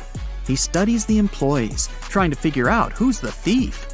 Linda is wearing a pair of sunglasses, jeans, and a stylish t-shirt. She also has an expensive phone.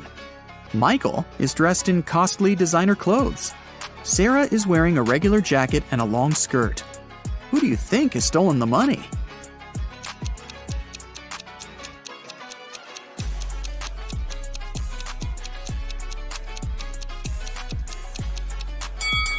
They're all telling the truth.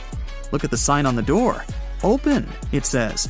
This means people passing by the diner see the closed sign.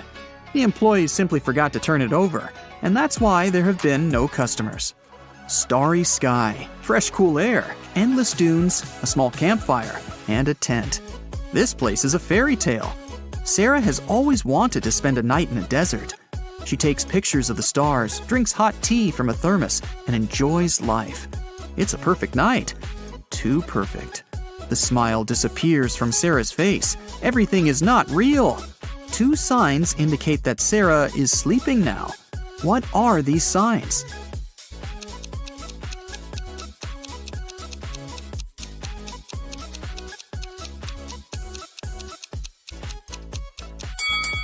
Two moons are shining in the sky.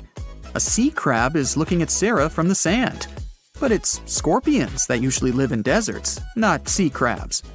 Mary opens her eyes and realizes that she's in an unknown place. There's a lot of trash in the room. A red lamp is flashing from the ceiling. Something must have happened here. Mary can leave through the door. It's open. But wait, she needs to take some useful stuff from the room. But what? She can only choose 2 items. Which ones?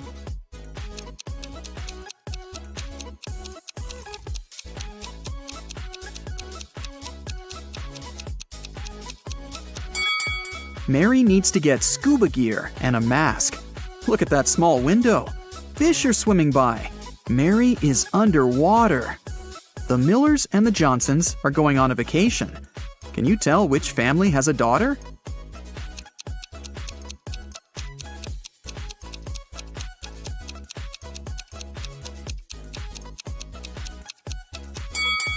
Take a closer look at their suitcases.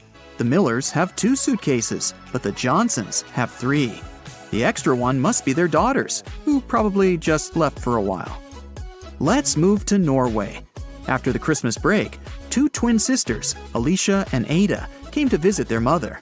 However, one of the sisters has a boyfriend from Thailand, who she had visited right before her mother. Can you tell which one?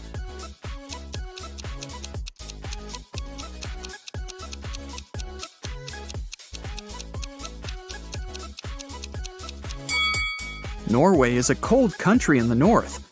Also, it's winter, but unlike her twin sister, Ada is tanned. It's probably because she just spent her vacation in some warm country, like Thailand, at her boyfriend's place. So it must be her. Yep, the police found out that several criminals were going to leave the country by plane.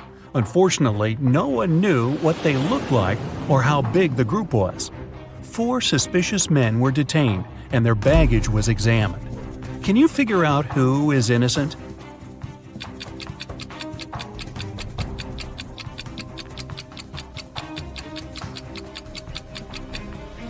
Why would a bald man need a shampoo?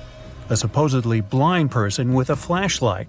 Toothpaste without a toothbrush? It seems only the man on the left isn't a criminal. Anne invited her friends to spend a week in her house. The young people were having tons of fun. The day before they had to leave, a terrible storm started. It was pouring with rain. Strong winds were breaking trees, tearing down power lines, and causing power outages all over the place.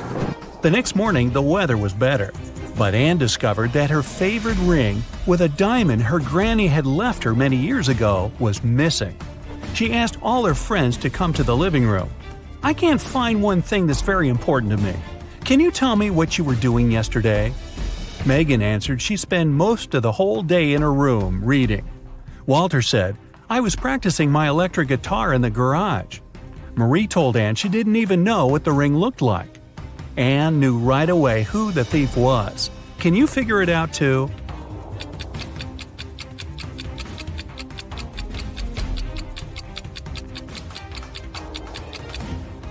There was a power outage.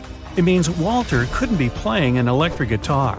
And Anne said nothing about the important thing being a ring. So how did Marie know it? Walter and Marie stole the ring together. A jewelry store manager called the police. "Help!" he shouted. "My store has been robbed!" When the officers arrived at the place, they couldn't see the man. Suddenly, they heard someone banging on the door. They didn't notice this door at first because it was hidden in the corner. When they unlocked it, they saw a man. It was the manager. "Someone locked me in here. It must be one of the shop assistants."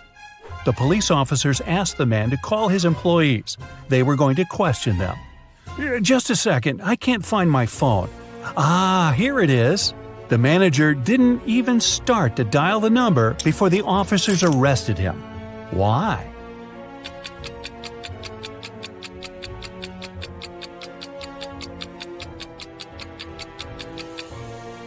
If he was locked in the room and the phone was lying on the counter, how could he call the police? Police Detective Thomas Davis was walking along the street on a winter evening. Suddenly, he saw a person in a black mask sneaking out of a house through the window. They were carrying 2 large bags. The detective realized it was a burglar. He ran after the stranger, but they turned the corner and disappeared.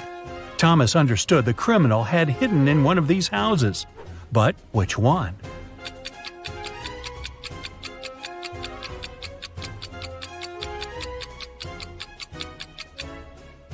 It can't be the house on the left. There are too many people inside. There are no footprints in the snow leading to the house on the right. It means no one has been there for quite some time. Which leaves us with the house in the middle.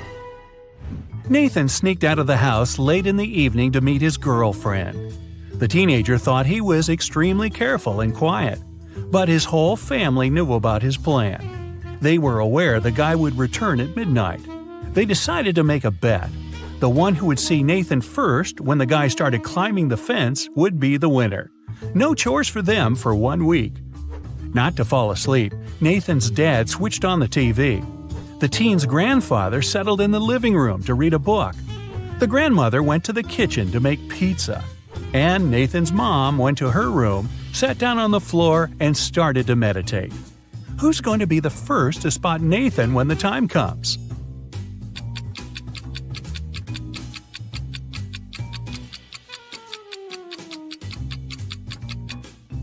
Nathan's mom.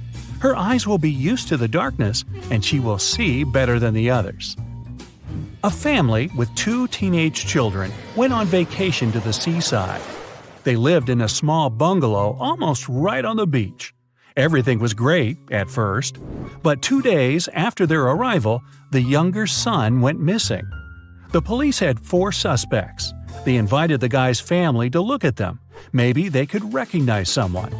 The teenager's mother didn't need more than a glance before she knew who was behind her son's disappearance. Who was it?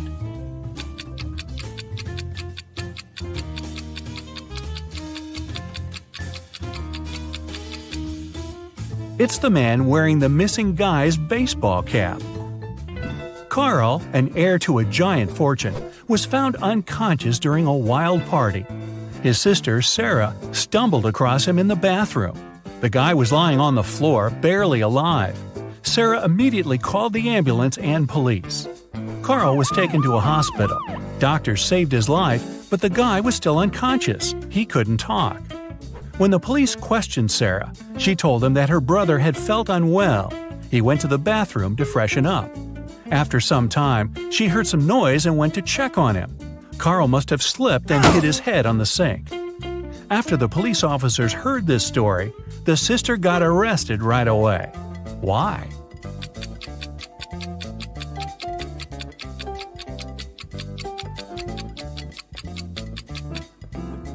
For one thing, it happened during a loud party. How could the girl hear any suspicious noise? Carl was also lying too far away from the sink, which was on the other side of the bathroom. Boy, with a sister like that. Look at this picture and try to figure out who is from the future.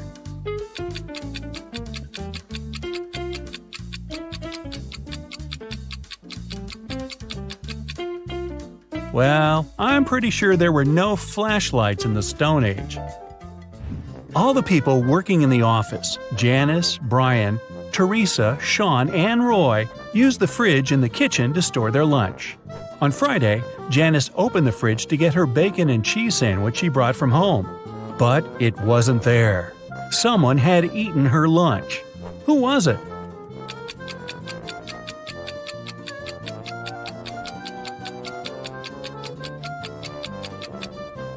Well, it couldn't be Brian. There's a wet umbrella near his desk. He has just come in. Teresa is a vegan. She eats neither cheese nor bacon. Roy is on a diet, and such a sandwich is by no means light food. This means Sean was the one who stole Janice's sandwich. You bad boy. When Joe came to work, he saw his safe was open. All the money and important documents were gone. He immediately called his friend, Detective Callum. When the man arrived, Joe told him, "I think it was one of my employees. They must have borrowed my key and opened the safe." Callum questioned the three people who worked for Joe. Wayne said, "I don't even know what the safe looks like. And of course, I don't know which key opens it." Austin said, "I'm Joe's assistant. I do have the second key to the safe, but I was on holiday and just returned." And Julia just said, "I can't prove it, but I didn't do it." Who's lying?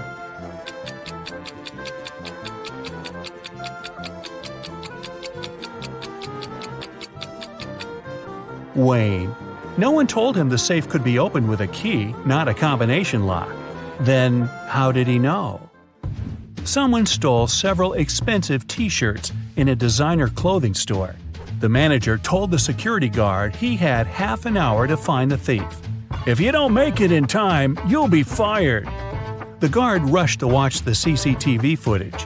Luckily, he managed to figure out who the thief was before his time ran out. And do you know who it was?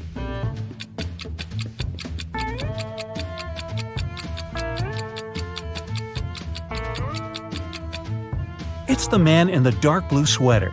His belly miraculously became larger after he spent some time in the store. He must be hiding the t-shirts under his sweater. Look at this picture and try to understand what's wrong here.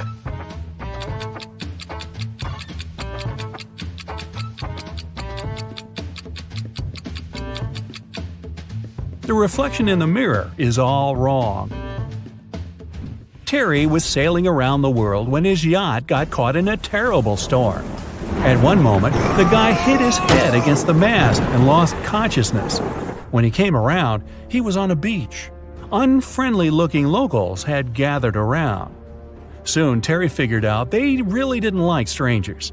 They offered the guy three options: to send him to a cave filled with tarantulas, throw him into a pit swarming with yellow scorpions, or make him meet hungry lions. What should Terry choose to survive?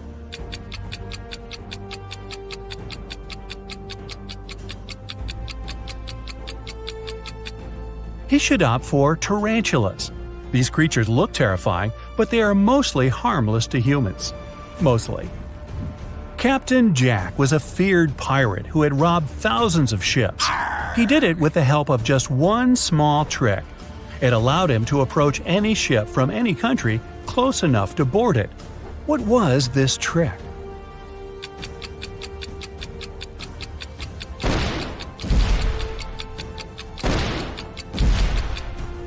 Captain Jack had a collection of flags from different countries.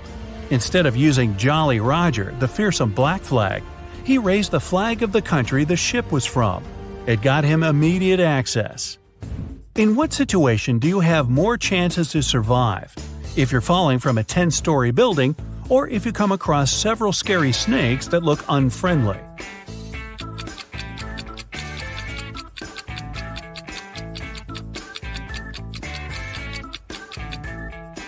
The snakes might not be venomous, then they won't cause you any harm. But if you're falling from a big height, well, only a miracle can… Nah, nothing's gonna save you. Bye-bye. Now, Mary and John are an ordinary young couple. One day they decided to go out of town and spend some time in nature, so they jumped in the car. While they were driving, they suddenly saw 4 hitchhiking people at a gas station. But most of them looked pretty suspicious. There was a man in tattered clothes, a woman wearing a cape, a man with a sullen face, and a teenage girl. Who should they give the ride to?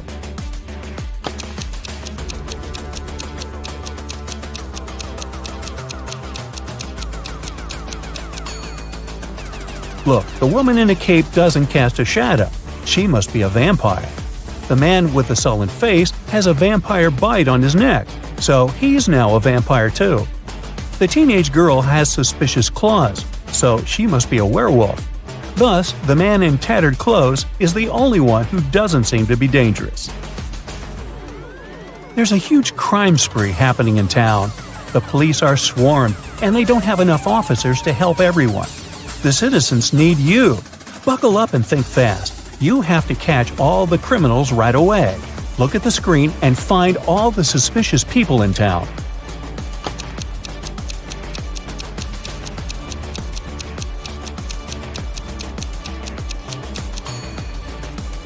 There are only 2 of them, actually. First off, look at this lady. Why would she wear 3 wristwatches at the same time? These must be stolen. And since she has no bag or pockets, she had to put them all on her wrist. Next, there's this bearded man. Seems like he's got a lot of jewelry hidden in his beard. Oh, that's a weird construction. Paula and Jeremy have been married for 5 years already. They had a perfect relationship and everything was great. One day, Jeremy had to leave for a business trip for a week. However, he came back home unexpectedly 2 days later. Paula instantly realized that it wasn't Jeremy and called the police.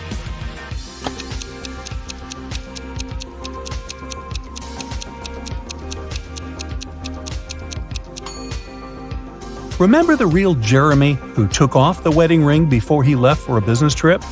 The man who showed up 2 days later was wearing one. This is what made Paula suspicious.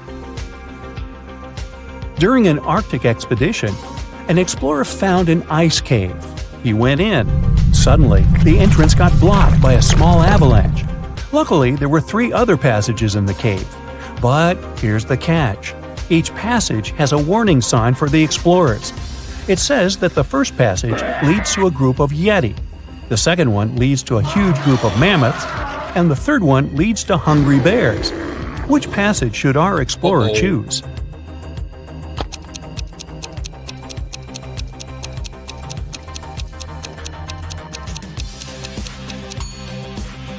Those warning signs must be a bit outdated. Mammoths went extinct long ago, so passage 2 must be the safest option.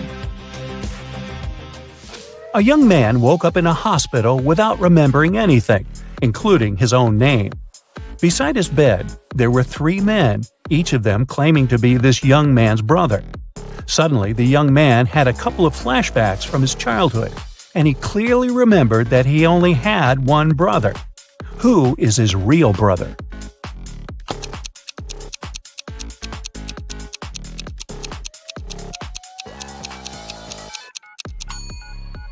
The man on the right seems to be his brother. He's the only one who looks like the guy in the bed, plus they have matching tattoos on their arms. Martin's an undercover detective. He's on a mission right now, and he's pretending to be one of the staff members at a luxurious resort. His mission is to follow a dangerous criminal who's planning to steal a rare piece of art from a wealthy businessman. Martin has to report the situation to his partner Steve every day. They can't use phones to communicate, so they make codes using deck chairs and umbrellas. If the robbery isn't planned for today, there should be more deck chairs than umbrellas by the pool. If the robbery is planned for today, there should be more umbrellas. Today, Steve's flying in a helicopter over the pool to check the situation. Now, look at what you see and decide whether the robbery is planned for today or not.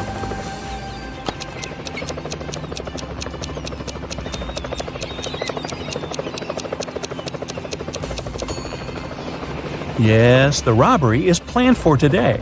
There are 5 umbrellas and only 4 deck chairs.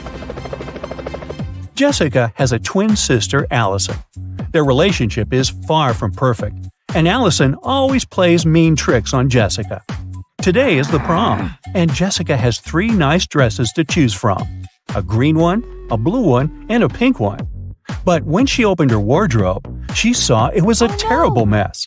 That must have been another nasty prank from Allison. So, what dress should Jessica wear?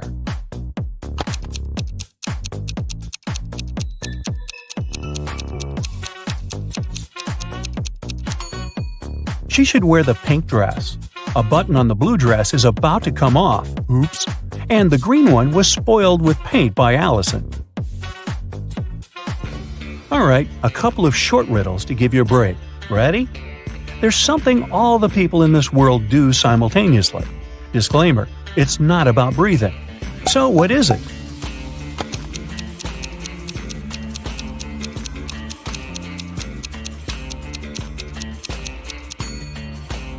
All the people are getting older simultaneously. Are they getting any wiser? Don't know about that. There's one thing that can fly with no wings and cry even without eyes. What is it?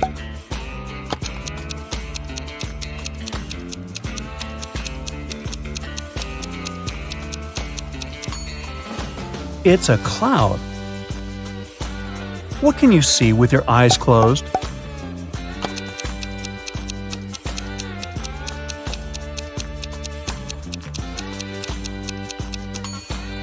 It's a dream. Okay, enough with the easy short riddles. Let's go back to hardcore mode. Emily and Mary are putting on their makeup, getting ready to go out and have fun. They use pretty much the same things. Phones look similar, the same with lipsticks, clothes, and everything else. So, who's poor?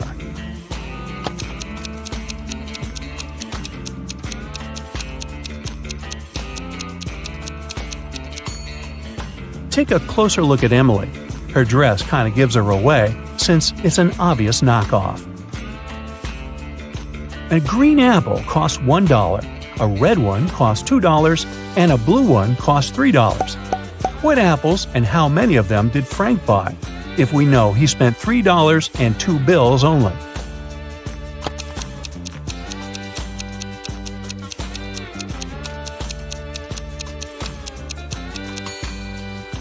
Frank bought a green one and a red one. He gave a $1 bill for the green one and a $2 bill for the red one. Yeah, he could have grabbed the blue one and given the same 2 bills, but blue apples just don't exist. 3 Fen, also pronounced 3 friends, fell asleep under a tree in the countryside. While they were resting, a guy passing by painted mustaches on their faces. Once the men woke up, they started to laugh. But then, all of a sudden, they stopped. Why?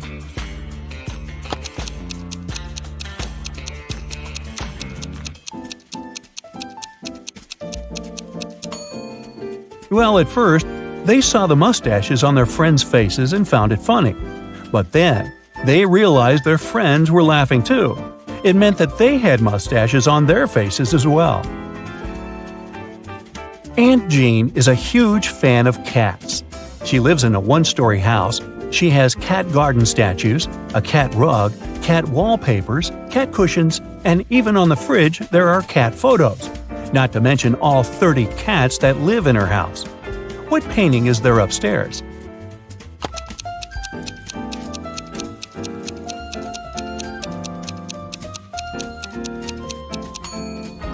She lives in a one-story house, so there are no cat paintings upstairs. It's right next to the fridge. Anthony, the financial director of a big company, finally persuaded new partners to sign a super important agreement. He then put this document into a folder and left it on the table in his office. When he arrived at work the next morning, the folder was gone. John gathered all the employees who were in the office at that time and asked them if they had noticed anything weird. The cleaning lady said that she had been busy washing the floor and hadn't paid attention to anything around. The designer explained that he hadn't left his working place even once. What's more, being an artist, he didn't have any interest in agreement documents. The accountant admitted that he had entered John's office to have some documents signed, but once he noticed there was no one inside, he immediately left. So, who took the folder with the agreement?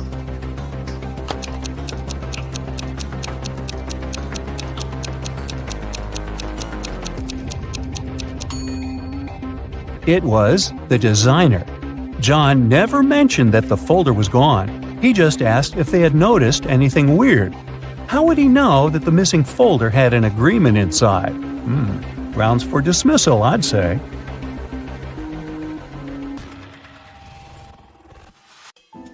Megan here is a popular blogger from New York. Hello. Today, she's meeting her bestie, Rosie, in her favorite cafe. Hello. They're both on a diet, so they only order herbal tea and a piece of chocolate cheesecake to share. Megan and Rosie have a great time together and post some food pictures. But an hour later, Rosie faints. Doctors reveal that she was poisoned. Let's take a look at Megan's post. Can you figure out where the poison was?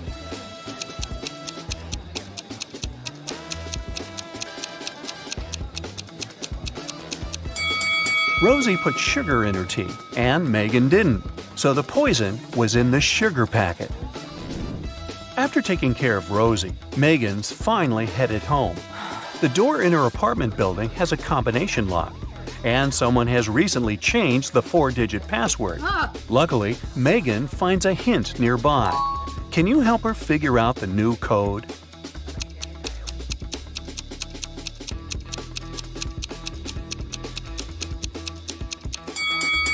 Multiply the first and last number.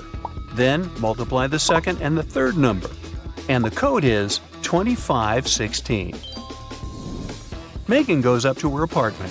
There's a stunning sunset going on out the window. She takes 2 pictures for her Instagram. Can you find 5 differences between them?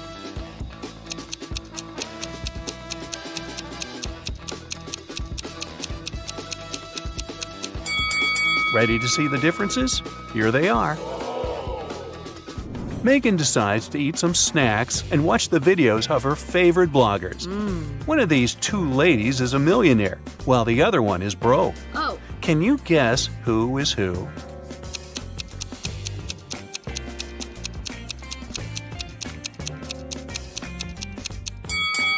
The second lady is broke.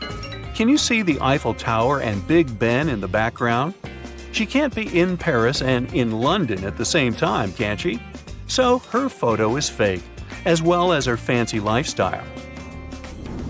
Megan gets some cheesy comments from one of her subscribers, What? Evil Eye. But she doesn't take it seriously. She spends a great night with her friends. Late at night, Megan is walking back home alone. Suddenly, Evil Eye appears right in front of her. He grabs Megan and puts her into the trunk of his car. Megan faints. After a while, she wakes up in a basement and sees her fan drawing some sort of a flower on the floor. He says, 2 letters are missing here. Guess which ones and I'll set you free. If you don't, you'll stay here forever. Can you help Megan out?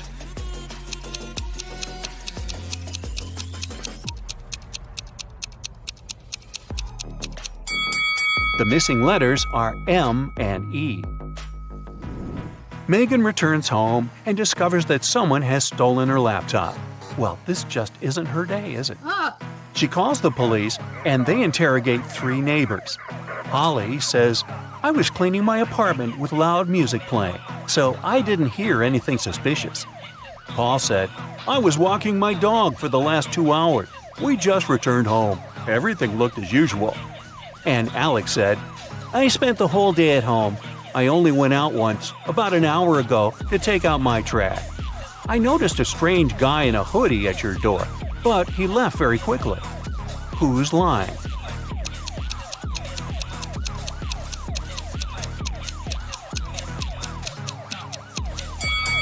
Alex. He said he had taken out the trash, but take a look at his trash can. It's still full. The next day, Megan gets good news from the police. They caught Evil Eye, and he's in jail now. Oh, yes. He insists that the officer should give this note to Megan, but she has no clue what this means. What about you?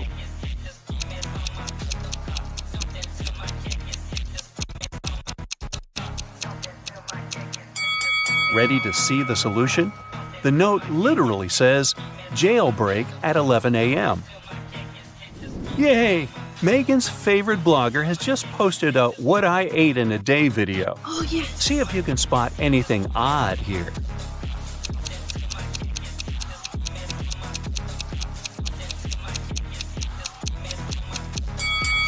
Wow, she keeps a saw in the fridge. Oh, my God. Here's the next video. Can you spot any mistakes?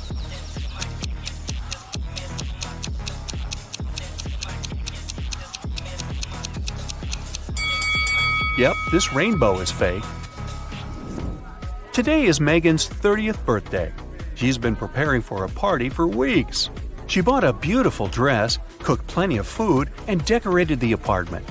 A lot of friends are invited, including Megan's boyfriend, Jeff. Before the event, he calls Megan saying, I'm in the office right now, but I promise to be at your place at 8 o'clock. Jeff comes home at 8:05. He brings flowers, a birthday cake, and a diamond necklace. But Megan is really mad. She throws the flowers into his face and bursts into tears. Why?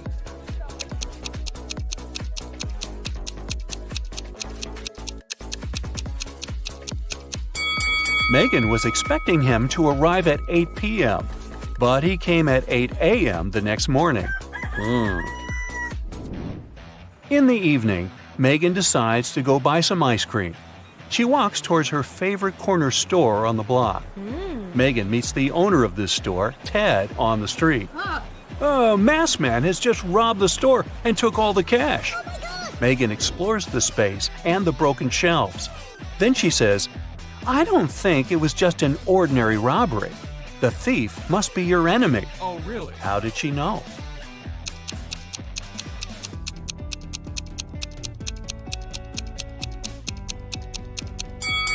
Take a closer look at the floor. The salt packages have been torn. Also, the thief opened the bottles so that the oil would leak out on the floor. Why would an ordinary thief waste time opening the bottles? Therefore, they had an intention to cause as much damage as possible. Megan takes Ted out for coffee to cheer him up. The waiter brings them 2 identical servings. Well, almost identical. Can you spot 3 differences between them?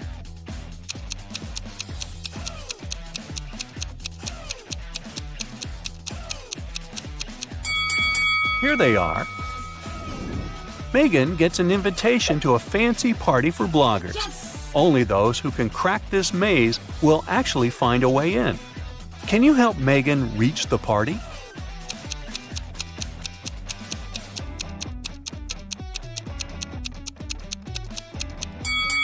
She should choose the 3rd route. Megan reaches the final destination. There are 3 doors, all covered with graffiti. Can you help her guess where the party is taking place?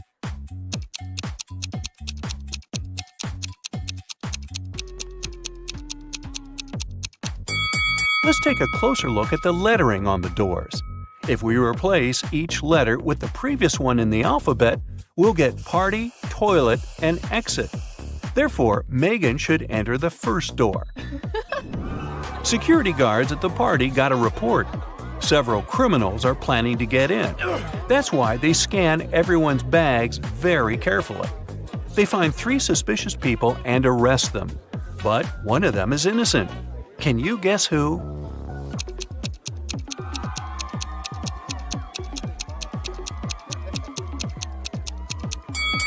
The second lady carries too many phones in her bag, a couple of smartphones and one old-fashioned button phone. As for the third guy, why would a bald man need shampoo at a party? It seems only the first lady isn't a criminal. Megan enters the party and goes to the bathroom to refresh her makeup. There, she meets 3 pretty ladies. 2 of them are vampires. Can you tell who's not?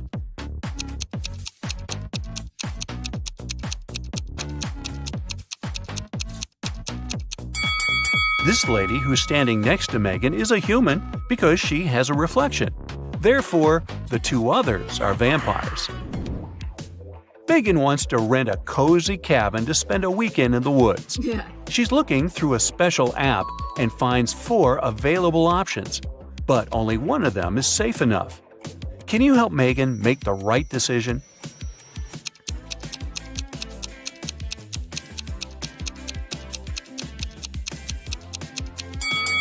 The second house looks pretty cozy, but there's a creepy clown hiding behind the tree. And the price is suspiciously low.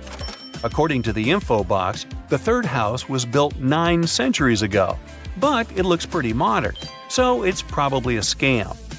The fourth house is chic and high-tech, but the window glass is covered with cracks, which is not safe at all. So Megan should choose the first cabin. Finally, it's the weekend. Megan hits the road to go to the cabin. On the way, she makes a stop to visit the local farmer's market. Megan picks some lemons. She wants to pay, but her phone is gone. She interrogates 3 people standing nearby. Kim says, "I didn't touch your phone. I was too busy selling my tomatoes." Magna says, "I was taking pictures of my shop for social media. See for yourself if you don't believe me." And Bianca says, "I think it was Kim. Her business has not been going well recently." After hearing what they had to say, Megan knows for sure who's the thief. What about you?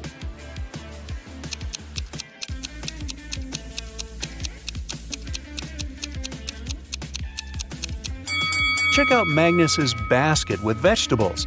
He hid Megan's phone among the carrots. Megan orders a beverage at the local coffee shop and looks around. One of the customers is not human. Can you figure out who?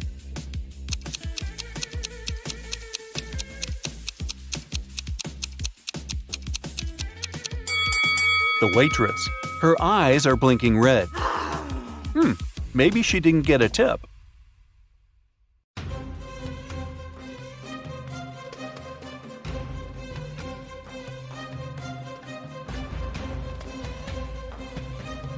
Yeah. Hey, my dear detective, I need your help today. Or rather, not me, but Gemma.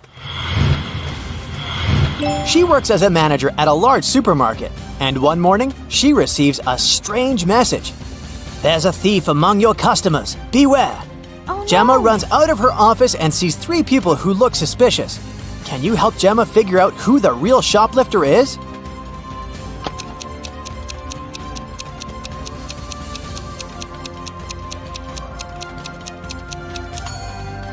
It's the guy in the middle. If his arm was really broken, he wouldn't be able to carry that blanket.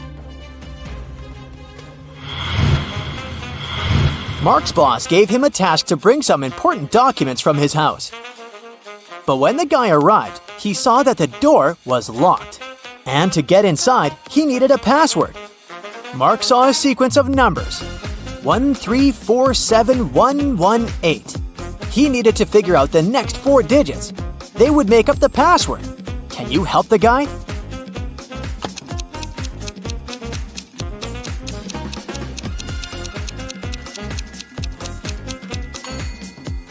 One and 3 together gives us 4, which is the next number. 3 and 4 are 7. Here it is. 4 plus 7 is 11. Then 7 plus 11 is 18. So the next digits are 2 and 9. 29. Since that's what you get when you add 18 to 11. And 18 plus 29 is 47.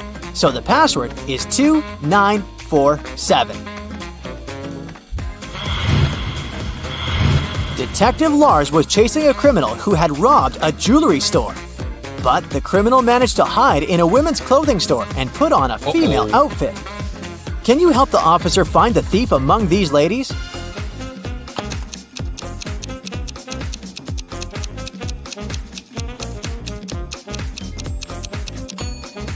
This elegant woman on the right is wearing the same sneakers as the criminal did during the robbery.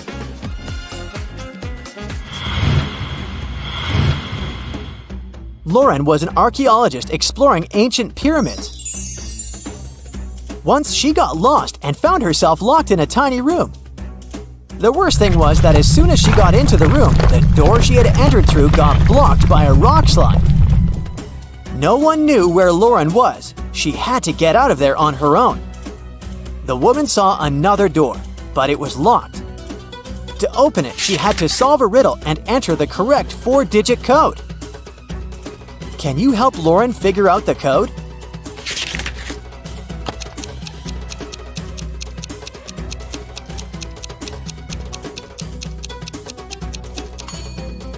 Each digit of the code is the number of letters in the alphabet that stand between the letters in the riddle. So, we've got 5, 1, 3, and 9. That's the code Lauren needs to enter. Now let's check how attentive to detail you are. How does this colorful cube look from above?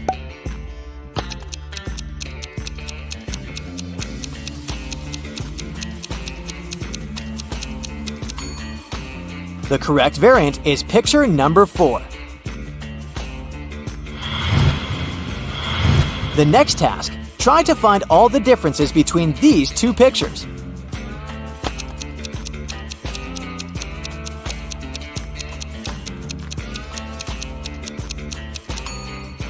If you found 3 differences, congrats! Even Sherlock Holmes would be jealous of your attention skills. The evening before his girlfriend's birthday, Michael arrived at her office quite late to decorate her desk. He pretended to be a pizza delivery guy to get past the security. But when Michael finished with the decorations, he realized that the building was closed. But the worst thing was that all the guards had already left. If the guy just opened the door, the alarm would go off and the police would arrive right away.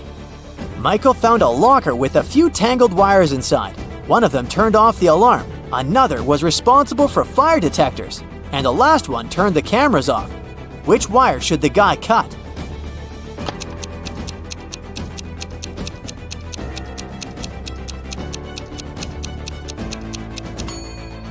The green one. It'll turn the alarm off. Don't let this riddle baffle you. It's not as difficult as it may seem at first. Take your time. Write down some notes, and you'll crack it in no time. Yeah. A small town is visited by an ice cream truck every day. On Friday, the truck comes as usual. 5 children, one from each of the first 5 houses on the street, buy different kinds of ice cream. Each of the treats has a different flavor and a completely different topping. Listen attentively to the details and try to figure out which child lives in which house and brought which ice cream flavor with which topping. Jim lives between the child who got raspberry topping and the child who bought mango ice cream. Joyce, whose house has an even number, chose cherry topping. Nancy does not live next to Joyce. Black currant ice cream had no topping. The child who lives in house number 2 bought butterscotch ice cream. The child from house number 3 did not get chocolate ice cream. Mike had banana ice cream, but he doesn't like banana cherry topping. The child who had cashew topping lives in house number 5. Dustin does not live in house number 4. Keep in mind that the odd number houses and the even numbered houses are located on opposite sides of the street.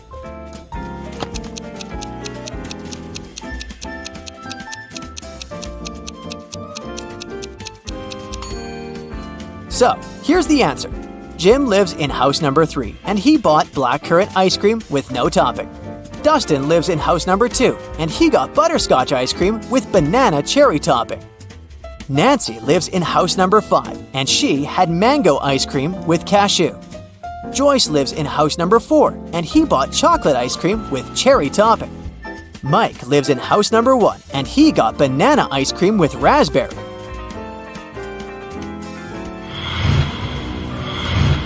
A long time ago, a king ruled the great kingdom of Trojan House. As part of the renovation of the kingdom to meet new security needs, he asked his chief architect to create a new construction plan. The king's idea was that all of his 10 castles should be connected with 5 straight walls, and each wall must connect 4 castles together. He also told the architect that at least one of the castles should be protected with walls from all sides. The architect could not come up with any solution, but he suggested the best plan he could think of. Here it is. Can you find a better solution?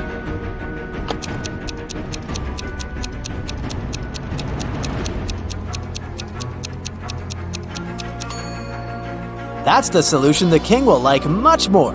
As you see, in this case, not 1 but 2 castles are protected from all sides.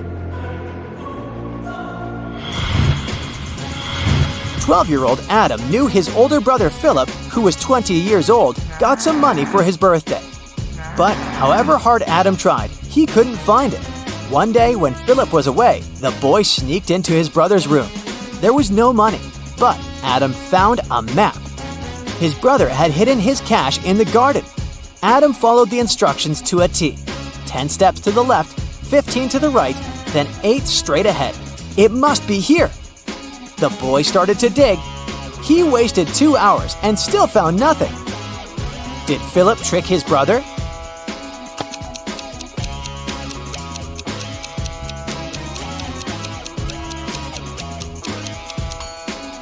Due to their age and size difference, Adam's steps were smaller than his brother's. That's why he was looking for the money in the wrong place. Jason, a rich traveler, stayed in a small but expensive hotel at the seaside. During a severe storm with gale-force winds, there was a blackout. The whole area was plunged into darkness. People stayed without electricity for at least 2 hours. The problem was finally solved. But Jason discovered that during the blackout, someone had taken his wallet with a lot of cash and his credit cards. The police arrived and questioned the people who had been in the hotel at that time. Justin, the receptionist, told the detective he had been in the basement. He was trying to start an emergency generator. Unfortunately, he didn't succeed.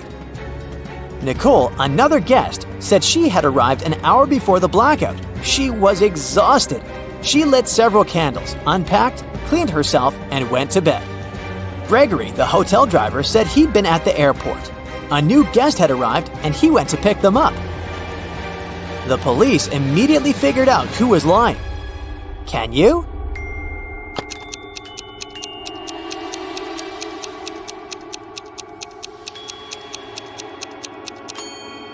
The blackout was caused by a bad storm, and planes don't fly in such windy conditions.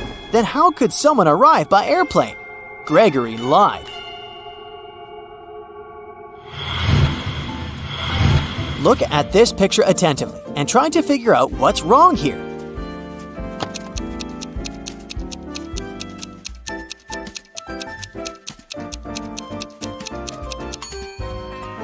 That elderly lady is watering her plant with milk.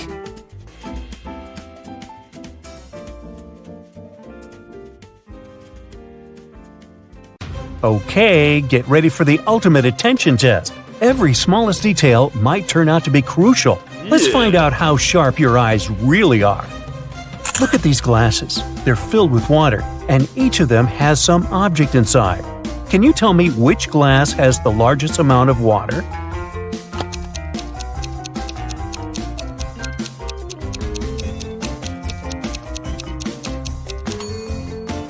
If we compare the weight of these objects, we'll find out that the paperclip is the lightest.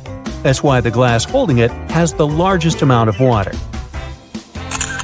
Among all these cute babies, try to find a sleeping one.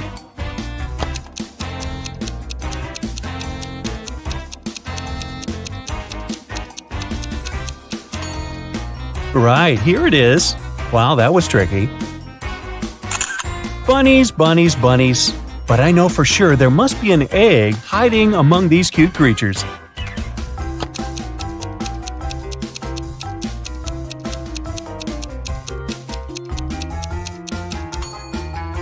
Exactly. It's not another ear, it's indeed an egg. Look at these unusual equations. Can you figure out the values of the bee, wasp, and rabbit?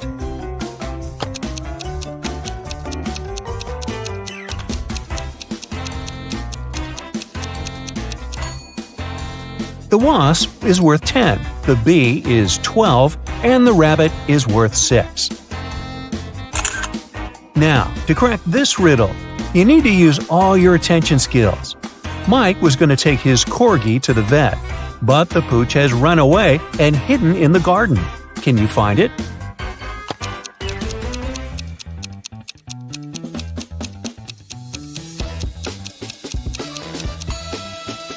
Wow, that was a tricky task. Here it is, poor scared pup.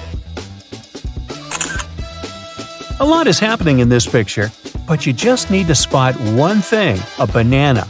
A little hint, it might be hiding in a very unexpected place.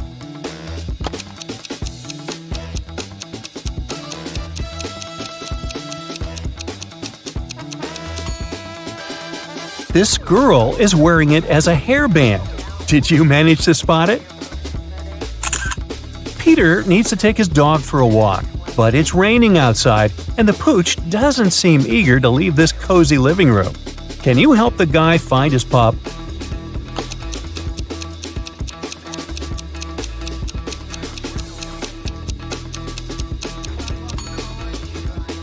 Here it is, near the sofa. It looks like a regular living room, but happiness is hiding here. How fast can you spot it?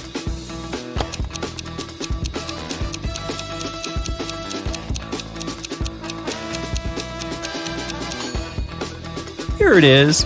Bingo! Liz followed her mom's order and went to bed without objections. But her mom suspects that her daughter hasn't brushed her teeth. If you manage to find a toothbrush in the girl's bedroom, her mother's suspicions are correct.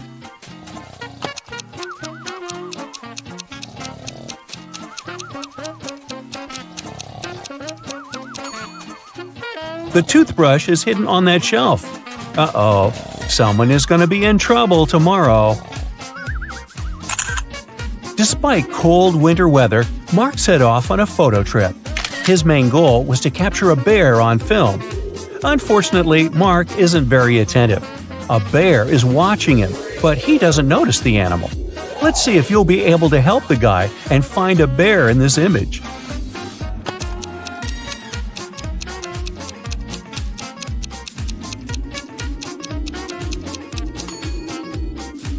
Right, here it is.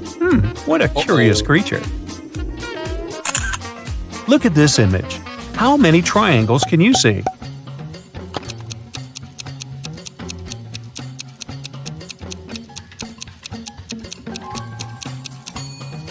There are 44 triangles here.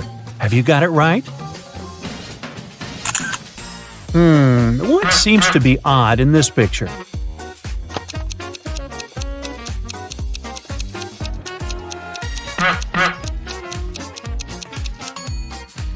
It's definitely the McDonald's sign, but isn't it too early for it?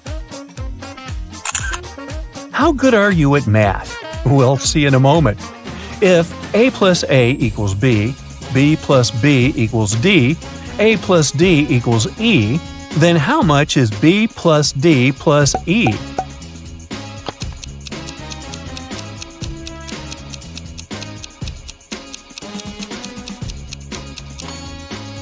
It's the letter K, which equals 11. All these letters represent their positions in the alphabet: A1, B2, C3, D4, and E5. 2 plus 4 plus 5 equal 11, and that's the letter K.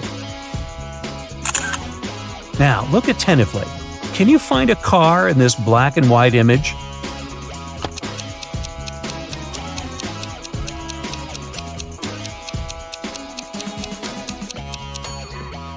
Here it is, hiding in the corner. Now, this one is probably the trickiest riddle out there. I've spent ages trying to figure out the answer. Can you find a ring in this image?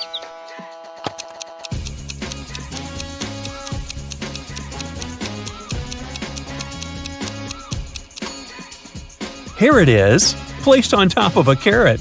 Whew! Can you find the answer to this equation?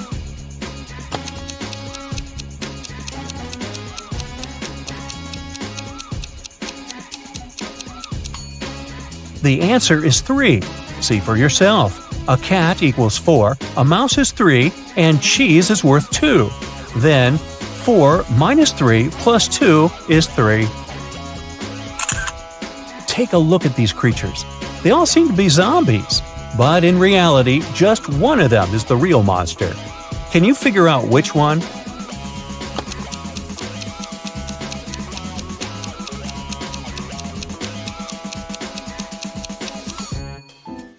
It's the girl on the right. She has an eye floating in her drink. Can you spot a werewolf among these men? Be very attentive to every detail.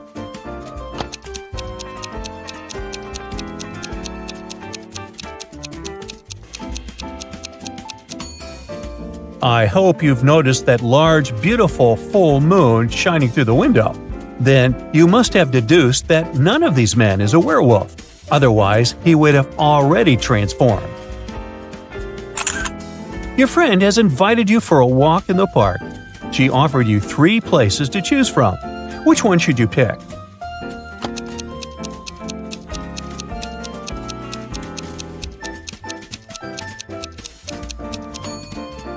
A wolf is hiding in the bushes in the first park. In park number 3, there is a snake in the grass. Only the second park is safe for a nice long walk. Can you find 5 hearts in this image?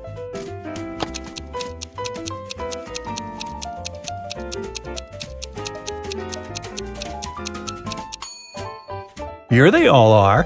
How many of them have you managed to spot? There are 4 mistakes in this image. Can you find them all?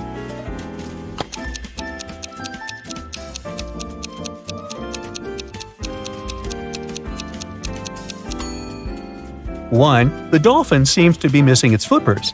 2, this thing on the girl's back doesn't look like an oxygen tank. 3, a butterfly at the bottom of the sea.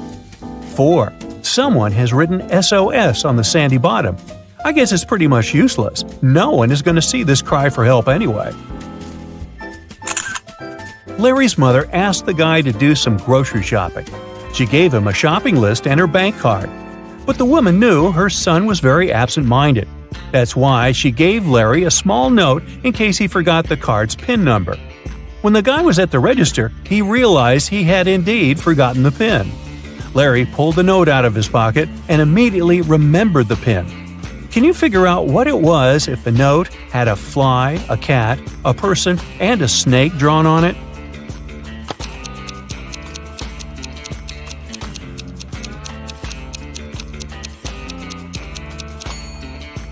The PIN was 6420. Larry just had to count the number of legs on each creature. Thomas loved asking his friends to solve all kinds of funny riddles. If they answered correctly, he helped them with whatever they had problems with. One day, Daniel came to Thomas and asked for help with his math exam. He knew the rules, though. He had to solve one riddle first. What kind of running leads to walking? Thomas asked. Do you know the correct answer?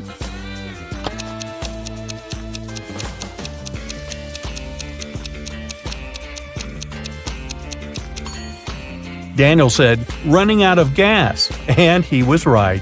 But helping your friend with exam preparation is a difficult task. That's why Thomas asked Daniel to solve one more riddle. A woman drove from Seattle to Los Angeles. It took her 2 days to get to her destination. That's when she discovered one of her tires was punctured. Then how did she manage to get to Los Angeles? Daniel cracked this riddle. Can you do the same?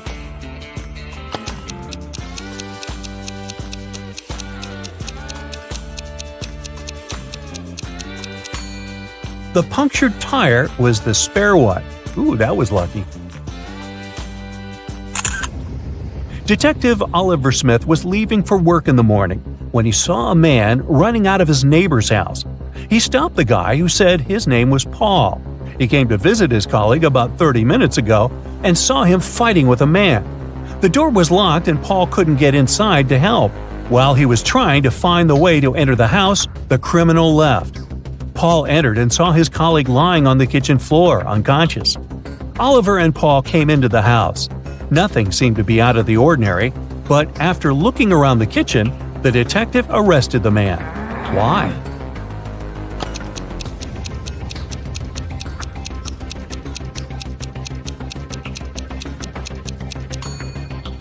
Paul was the one to attack Oliver's neighbor. If his words were true, fried eggs would have already been burned after 30 minutes of cooking. Detective Parkson was working on a tricky case. One day he vanished. His colleagues found an encrypted note on his desk. It looked like this. The officers knew Parkson had 3 suspects: Milana, Susan, and Emily. Who had some information about the detective's disappearance?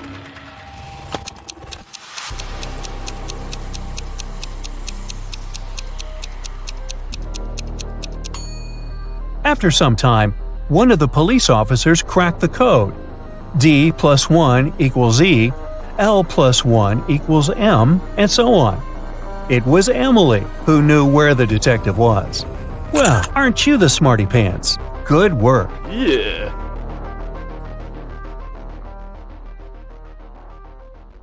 This video is brought to you by Skillshare. Skillshare is a huge learning community with thousands of online classes and members from all over the world. That's where you can get inspiration and learn pretty much any skill you can only imagine. Ah, now I see where the name comes from. Let's say you want to figure out how to work in After Effects. By the way, that's exactly how this tricky riddles video has been made.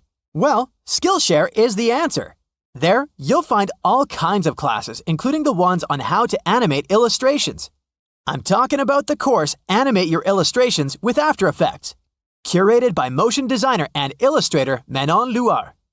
You can learn how to loop and refine your animation, how to add animated textures, you name it. And want to know the best thing? The first 1,000 people who use this link will get a 1-month free trial of Skillshare. No matter what your skill level is, Skillshare has tons of useful information for you. And it's not just creative stuff. You can find business courses, finance classes, and so much more. Ren comes home after work. He lives with his girlfriend Maya. But she's absent, which is strange because she works from home.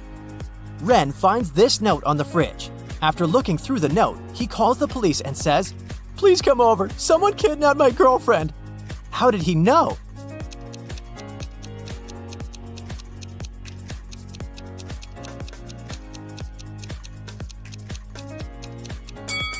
Maya left an encoded hint in this list of products.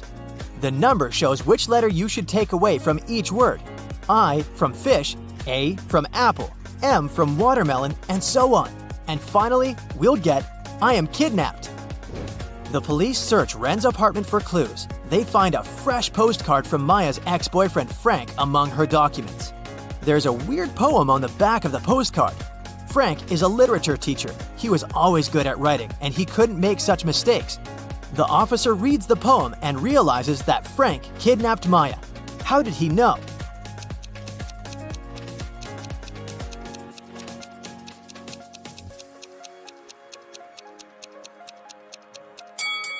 Take the first letter of each word and you'll get "Maya is mine."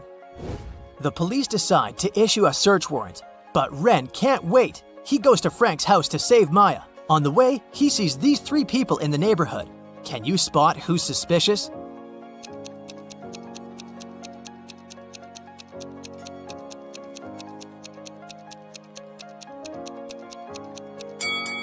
The blind guy. How would he use this common camera? Ren tries to open Frank's door, but it's locked. He has to enter a 6-number code. Can you help him?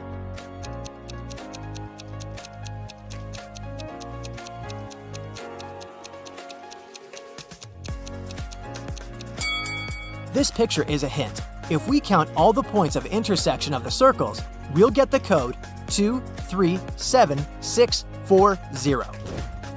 Ren enters Frank's house and spots 3 odd details right away. Can you see them too?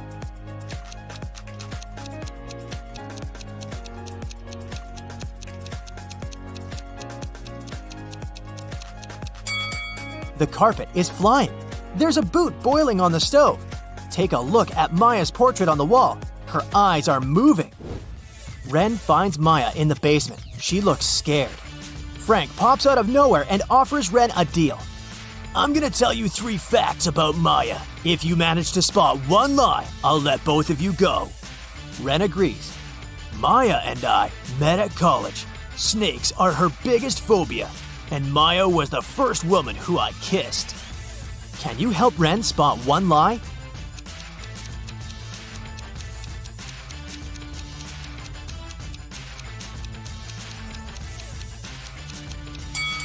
Maya is wearing snake earrings. It's unlikely that she would wear them if the second fact was true. Frank tells Ren and Maya, Okay, you can go now. You can choose one of these 3 doors. There's 1,000 venomous snakes behind the first door. There's a maze with carnivorous mutant plants behind the second door. And there's a garden with the most poisonous berries in the world behind the third door. which way should they choose?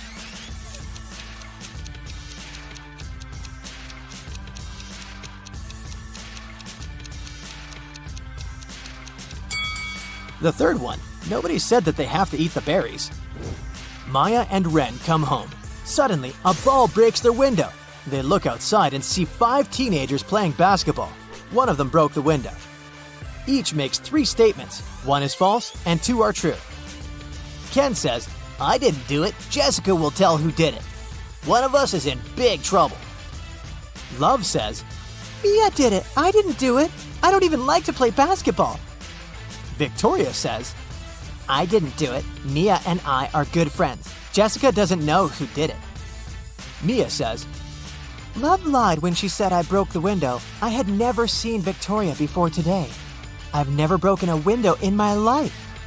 And Jessica says, "I saw Mia break it. I didn't break the window. I want to go home." Who broke the window?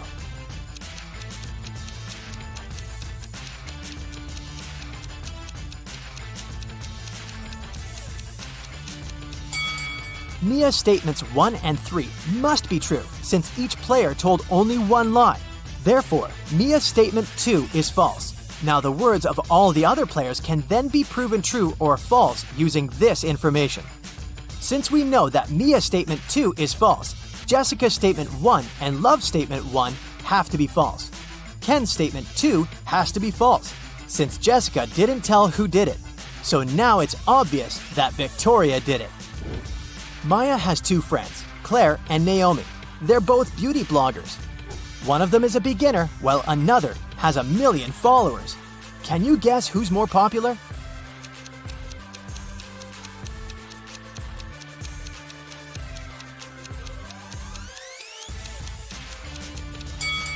Naomi has more subscribers. She has a 1 million gold award from YouTube hidden on her shelf. Also, take a look at Claire's phone. She's watching Naomi's video and repeats after her. Ren invites Maya on an unusual date. They go to a farm. He takes these 2 pictures. Can you see any difference between them?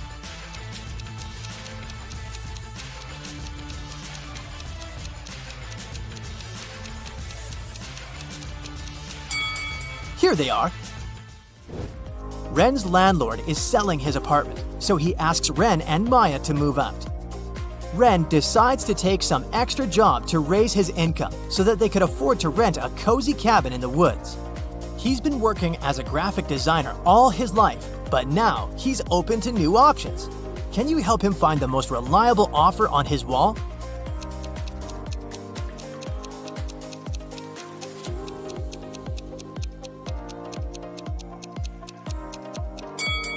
He doesn't have experience to become a firefighter, and the second offer is for ladies only. The remaining options are good, but only the job of a forester is ideal because it provides a free cabin, just what Ren wanted. Ren and Maya begin to pack their bags. Maya can't find these 3 items. Can you help her?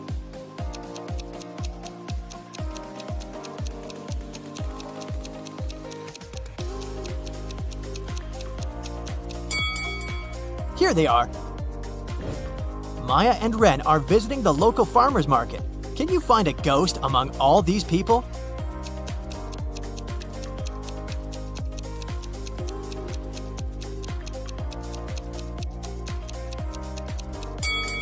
This lady with transparent legs. Finally, Ren and Maya arrived at their new cabin, but it's locked. They find this weird note on the door. Can you help them solve this mystery?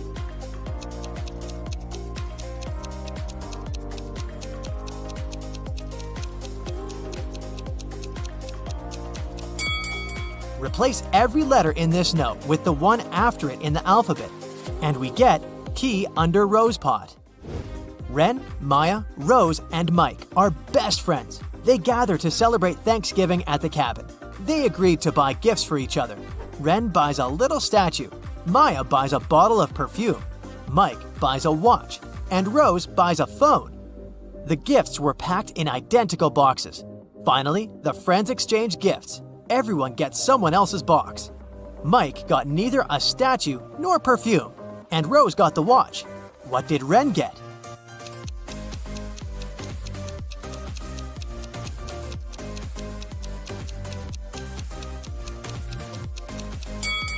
Rose got the watch, so Mike could only get the phone.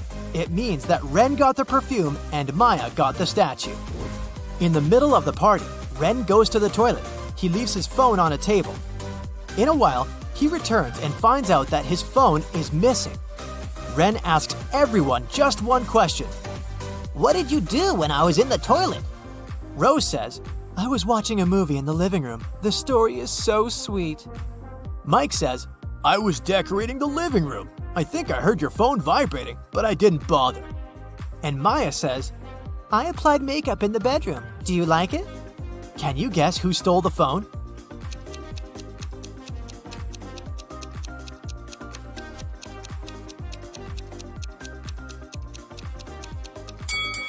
It was Mike. Ren didn't mention that his phone was gone. Maya is having brunch in a cafeteria. She's the only customer. The waitress brings her food. Maya opens a pot with soup and sees a huge spider. But thankfully, it's a toy. One of these 3 cafeteria workers pranked Maya. Can you guess who?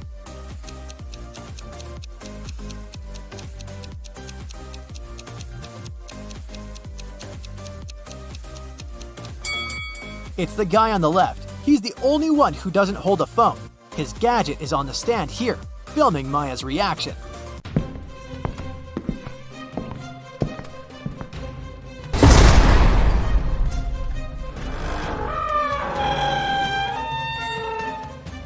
Hey Sherlock, I've got a job for you. Are you ready to polish your analytical skills? Great. Here you go. Yeah. Once Lily, a real estate agent, was showing a luxurious apartment to a wealthy family. The family liked everything about the apartment, but for one thing, the place had huge floor-to-ceiling windows, and they were worried someone could accidentally break the glass and fall out. Lily really wanted to sell that expensive apartment. That's why she decided to prove that the glass was unbreakable. She ran up to the window and hit it at full speed. The glass indeed didn't break, but Lily fell out of the window and was rushed to a hospital. How could it happen?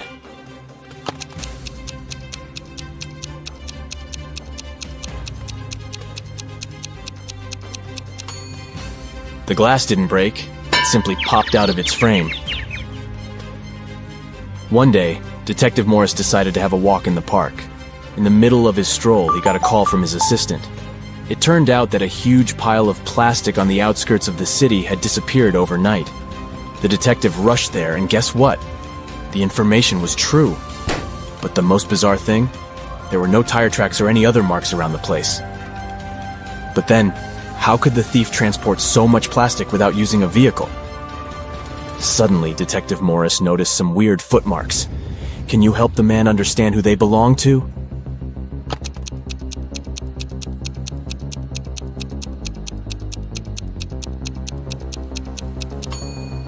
Those are definitely not human footprints. They might belong to an animal or some other creature. The case is getting weirder by the minute. Detective Morris was wandering around the city for hours looking for clues. Soon his assistant informed him about the disappearance of yet another pile of plastic. At the crime scene, the detective found the same footmarks. The expert he had asked to examine the photos and samples replied that the footprints didn't match any other in her extensive database. She even suggested that they could belong to an alien. But why would aliens need our plastic? Morris decided to prevent the next crime.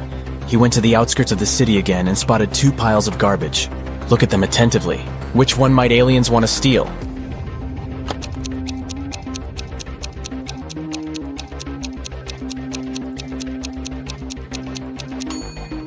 They will definitely go for the pile on the left.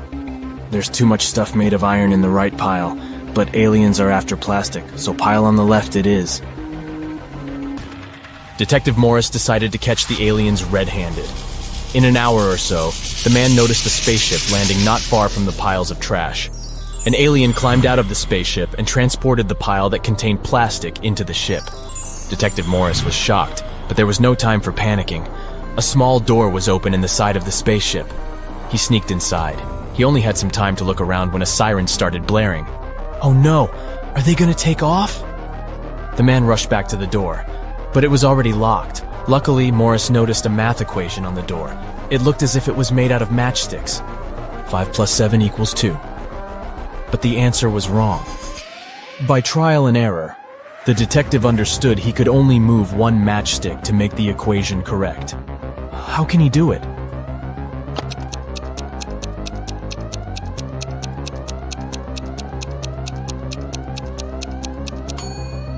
Detective Morris moved this matchstick and got 9 minus 7 equals 2.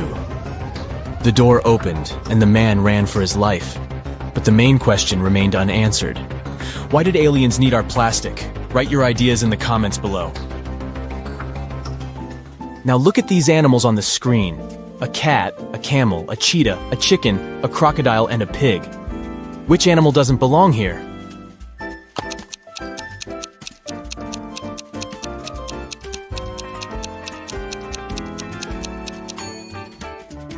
The pig is the odd one out. It's the only animal whose name doesn't start with the letter C. Did you get it? Nice job! Look at these 6 glasses. The first 3 are filled with water, while the other 3 are empty. How can you arrange them so that they alternate in a full empty full pattern if you can only move one glass?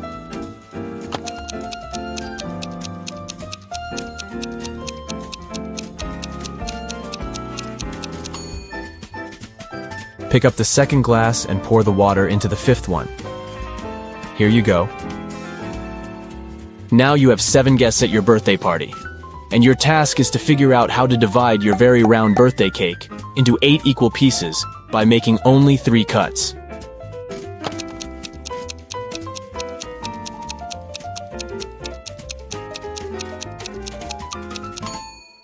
First of all, you need to cut your cake vertically in the middle of the cake to divide it into 2 equal pieces.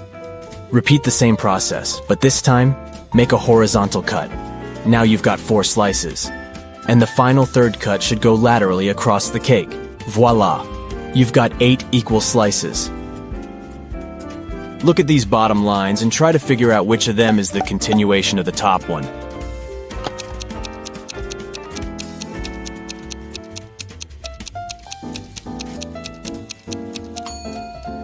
It's this line on the left, see?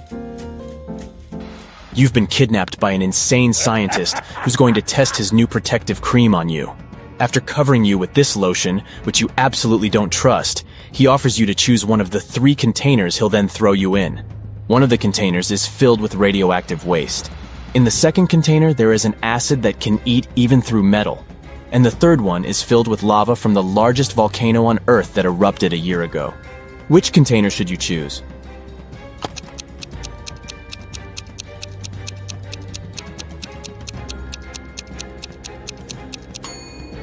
Pick the container with lava. If the volcano erupted a year ago, the lava must be already solid. Look at these prisoners. Can you figure out who came from the future?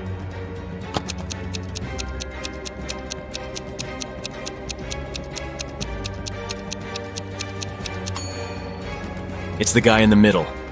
Unlike the other 2 men who are dressed like people were in the past, he's wearing modern clothes and cool sneakers. A terrible virus broke free from a laboratory, and now all animals and plants on Earth are mutating at a horrifying speed. Uh-oh. You've been trying to find the solution, but instead got trapped in the laboratory where it had all started. There are 3 doors you can escape through, but behind the first one, there is a bunch of aggressive flesh-eating cacti. The second door hides hundreds of venomous bees, and the third door prevents an attack of fire-spitting dragon-like monsters. Which door can lead you to freedom?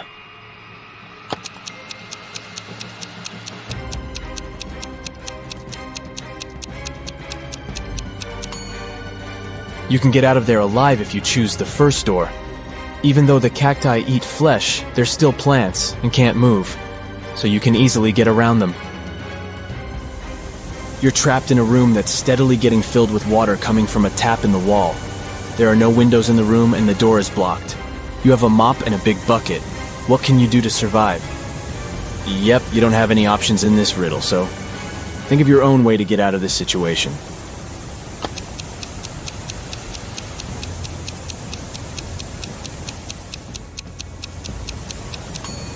Your chances to stay alive are much higher than you might think. Just turn off the tap. Nathan came to visit his friend Zachary, who worked in a museum. Look what I've got. A priceless manuscript that was written more than 1,000 years ago. Zachary looked through the manuscript and realized his friend had been fooled. Does anything in this text strike you as strange? King Alfred V ruled the country from 1290 to 1320 before Common Era.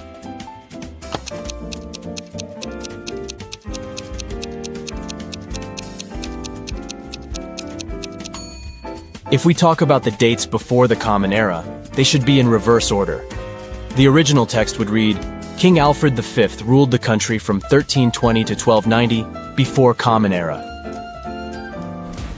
A villain has caught you, and now he lets you choose in which cage he will keep you. You can get out of the cage only through the lid in its ceiling. But on top of the first cage, there is a nest of venomous snakes. Boiling water is on top of the second cage. And on top of the third cage, there is a hungry lion.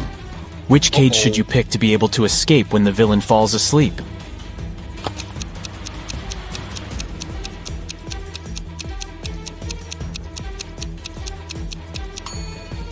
Choose the second cage because the water will eventually evaporate, and you'll get out of the cage without problems. You're locked in a small room without windows and just one door. To get out of there, you need to crack this riddle. 1, 2, 3 equals 5, 3, 2, 1 equals 9, 2, 1, 1 equals 4, 1, 1, 2 equals 3, 1, 3, 2 equals? How fast can you get out of the locked room?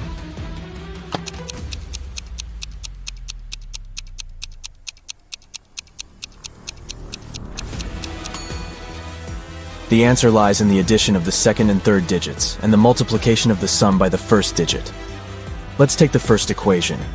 1, 2, 3 equals 5. 2 plus 3 equals 5. 1 times 5 is 5. Let's make sure.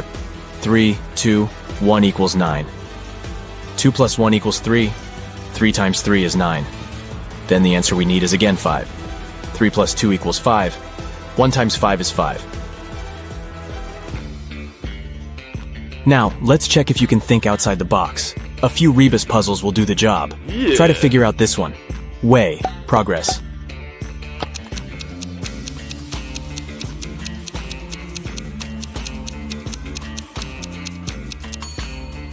It means progress underway. How about this one? Noon. Good.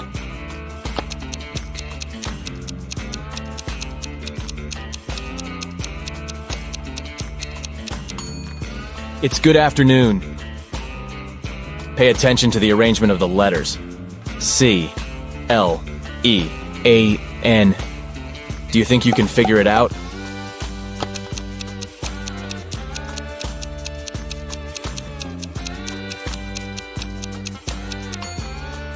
It means clean up. What word or phrase can you see here? Give, give, give, give.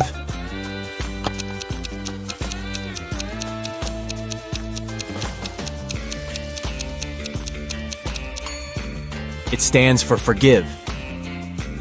Concentrate. I believe you can crack this puzzle. 1N, 3N, 5N, 7N.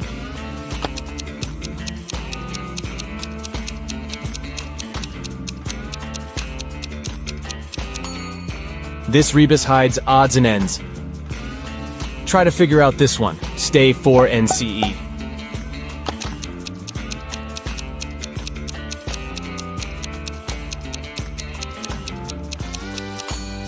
It's for instance. Great job! Mr. Carter, a rich man who collected antiques, asked Detective Morris to visit him. When the detective arrived, the collector said, "I've just got a precious statuette, but I need to go away on business for a week, and I'm afraid someone will break into my house." Of course, the statuette is insured, but still. Detective Morris had some other urgent things to do, but he promised to come back in the evening to figure out the solution. But when he arrived several hours later, Mr. Carter was in despair. I drove my sister to the doctor and was away for an hour or so. But when I came back, the statuette was gone. Detective Morris didn't believe the collector. Why?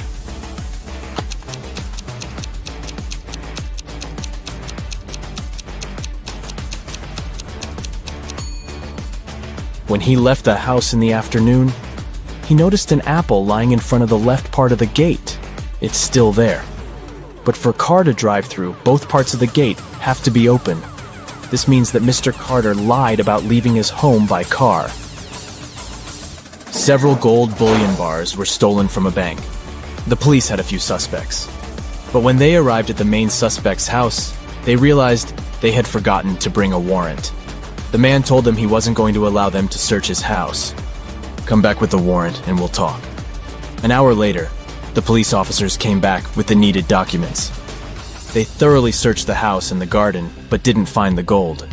Suddenly, one of the officers exclaimed, "I know where he hid the gold. Have you figured it out too?"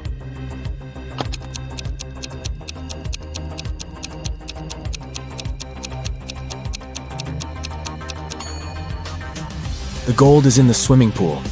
When the police visited the man for the first time, the level of water in it was much lower.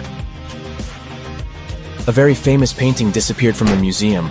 Later, the police managed to find it. But there was a problem. They found not one, but 3 paintings. Only one of them is original. The others are just copies. Can you help the police figure out which the original painting is?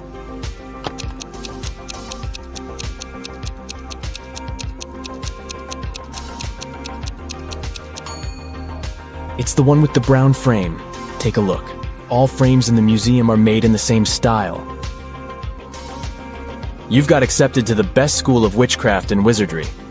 One of the classes you have to attend is about transforming into animals.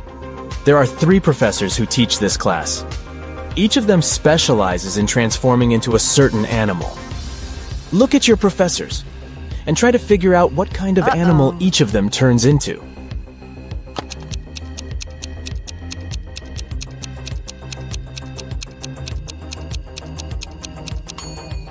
Have you noticed that the first professor has a forked tongue? He must transform into a snake. The second professor has a lion's tail. It must be the animal she transforms into. And the third professor has bear claws. He must turn into a grizzly bear. Are you ready to challenge your intelligence? You can crack these cool puzzles on your own and then surprise your friends at the table. Feel free to pause the video if you need more time to think. All right, we've arranged these 6 coins specially for you. Can you turn this shape into a hexagon in just 3 moves? Wait a minute. There's a catch. You can only slide a coin and put it in a place where it touches 2 others. And it shouldn't disturb other coins while moving. Good luck.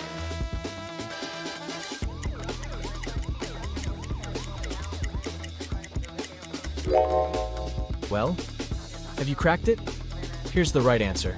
Move 1, 2, and 3. Voila! Our perfect hexagon is ready. You can also use this riddle in reverse to challenge your friends. Here's another riddle with a hexagon shape. The task is to arrange these coins into a triangle with only 4 moves. The rules are the same. Every move should consist of sliding just 1 coin to a new location, where it touches at least 2 other coins. Are you ready? Let's get started.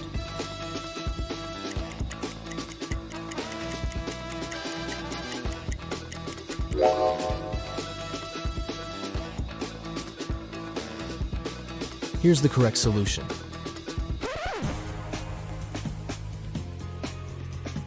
And now the challenge is to make a cross with 5 coins going vertically and 5 horizontally. But you can only move 2 coins. Sounds impossible? but there's actually a way out. Good luck.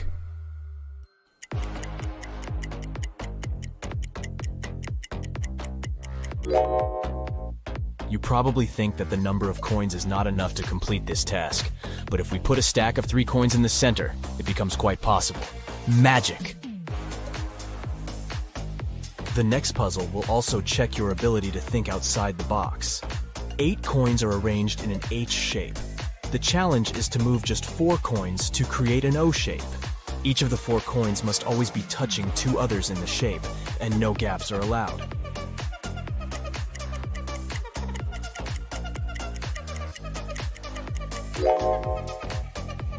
Alright, let's see the answer.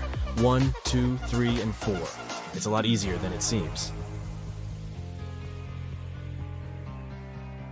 It took 10 coins to build this triangle. Can you flip it upside down by moving only 3 coins?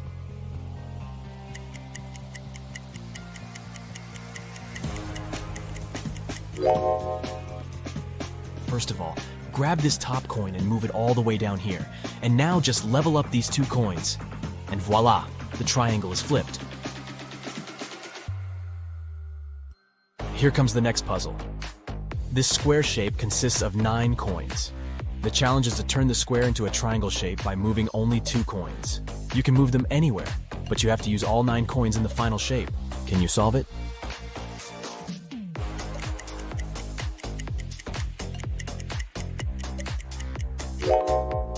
Ready to see the answer? Just move these 2 coins, and there you have it.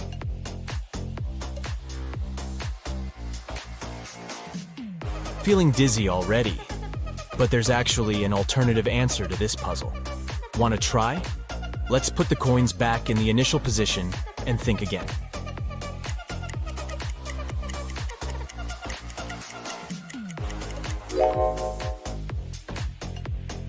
Here's the second solution.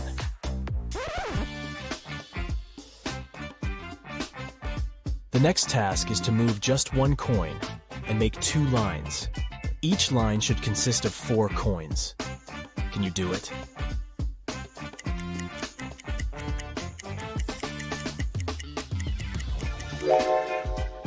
This puzzle requires unconventional thinking, but the answer is simple. You should only put this coin over here and there you have it. Let's go ahead and try to crack the next puzzle. The task is to move just 3 coins to reverse the entire shape. Can you do it?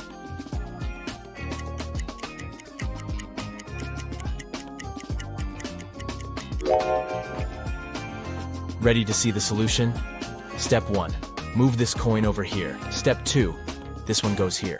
And finally, Step 3. Our next puzzle will require some additional props, 4 matchsticks. And now let's go ahead and place the coin outside by moving no more than 2 matchsticks. But be careful, you must create the same shape that you started with. Only this time, the coin should be outside of the parallel matchsticks. Try to explore beyond your expectations if you want to solve this mystery. And good luck!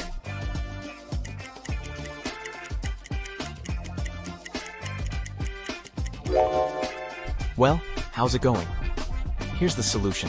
Slide this matchstick like this, and put this one over here. A billionaire wants to expand a swimming pool in his garden and asks for your help. But there are 4 old oaks nearby, and you cannot remove them. Can you add 4 matchsticks and rearrange the entire shape to create a new square swimming pool?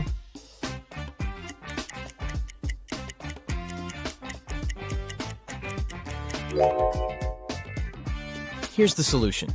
Easier than it sounds, huh? Let's go ahead and take a look at the next riddle. Here's a square. Each side is built of 4 matchsticks. The challenge is to add 10 matchsticks and split the initial square into 4 areas with the same size and shape.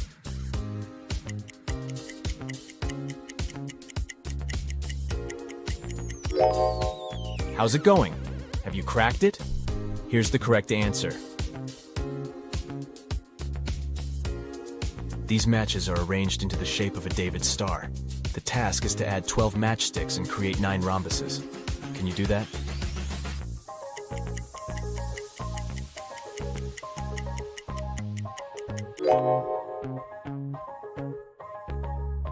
Here's the complete solution. Let's take a look at the next puzzle. Here's a square. Can you move just one matchstick to create 6 squares?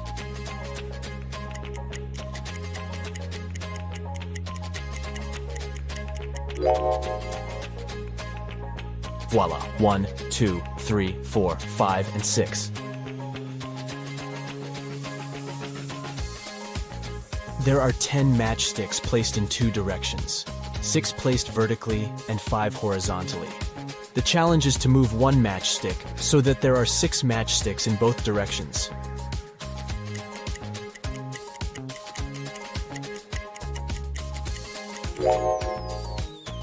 Ready to see the answer? Just put this matchstick over here. You don't have to be a great mathematician to solve the next riddle, but it can make your brain sweat. 2 plus 7 minus 2 plus 7 equals 14.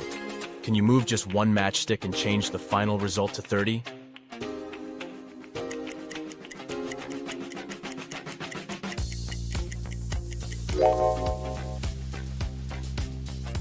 Voila! There are 7 matchsticks on the table. The task is to arrange them so that each touches the others. Can you do that?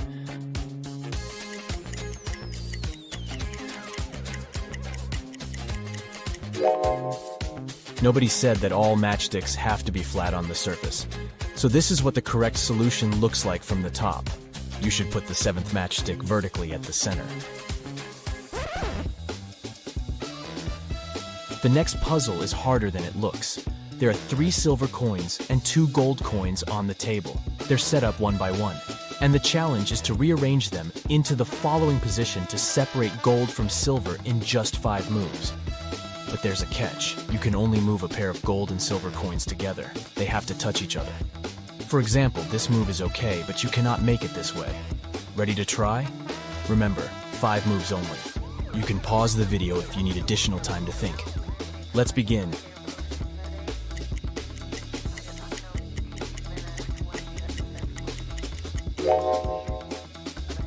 Ready to see the solution? Step 1, move this pair over here. And now steps 2, 3, 4, and 5.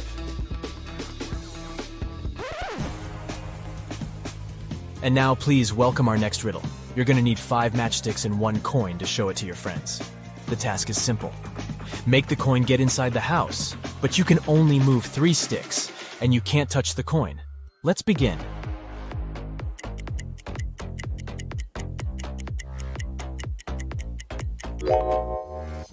Ready to see the solution? Step 1. Move the bottom stick in an upward direction like this. Step 2. Move one of the walls like this. And step 3. Move the bottom stick in an upward direction as shown. And there you have it. Great job! The next puzzle will require 24 match heads. They're arranged in the number 58. The challenge is to remove some match heads and create a number that is less than the original 58 by at least 50. Can you figure out the minimum number of match heads that should be removed?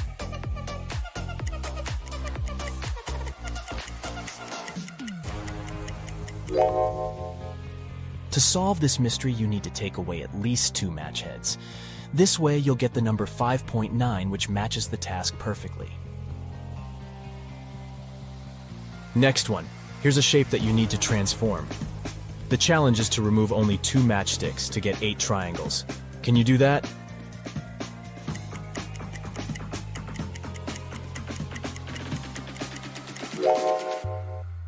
Here's the solution.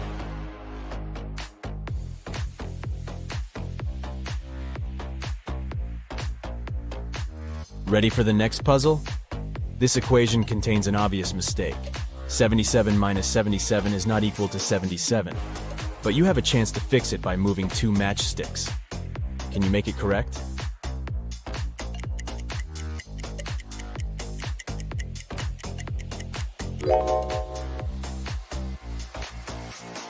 Here's the solution. The next challenge is to place 6 matchsticks to divide the square into 4 pieces of equal area and the same shape with 1 coin inside each piece. Let's add some grid lines to make the task a little easier.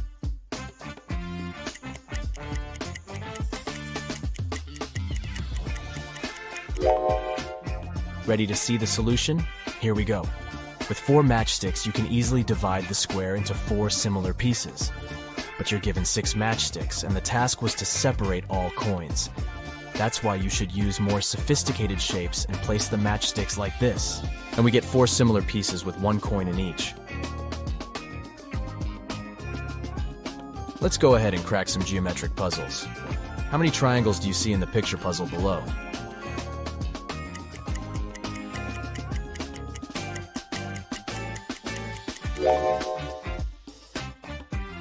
The correct answer is 20. What about this picture? Can you count the correct number of triangles?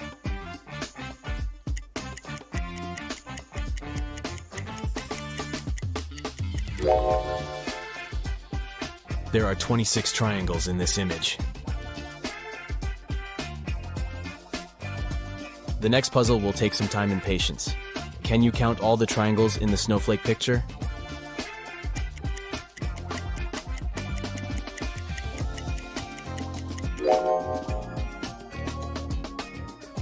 The correct answer is 56.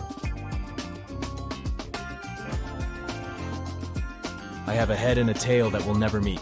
Having too many of me is always a treat. What am I?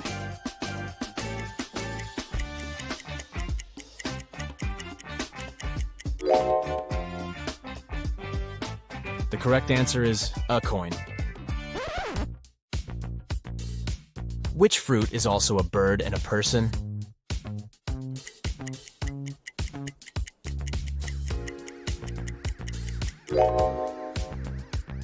Kiwi. It's a bird and a fruit. Also, kiwi is a common self-reference used by New Zealanders. I help you from your head to your toe. The more I work, the smaller I grow. What am I?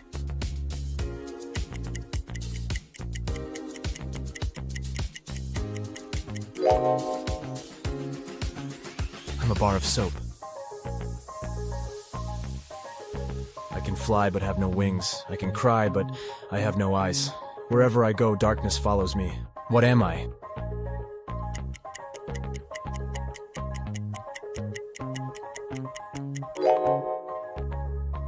The correct answer is louds.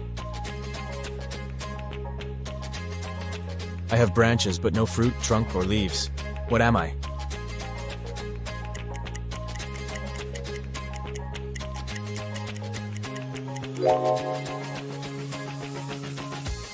I'm a bank. I have many teeth, but I can't bite. I'm often used early, but rarely at night. What am I?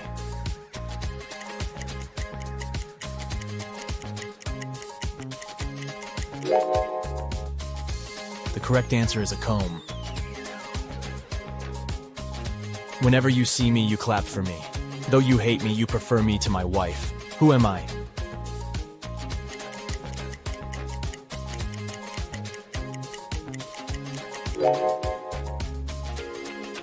I'm a mosquito. I'm a word of 5 letters. My first 2 letters indicate who I am. My first 3 letters are used to cure disease. My last 3 reverse letters indicate a young guy. My 4th, 3rd, and 2nd letters in order are a fruit drink. If you manage to get me, you must be proud. Who am I?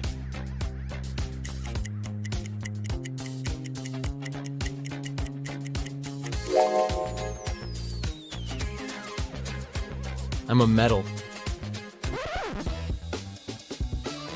2 in the bedroom, 1 in the house, but none in the kitchen. What am I?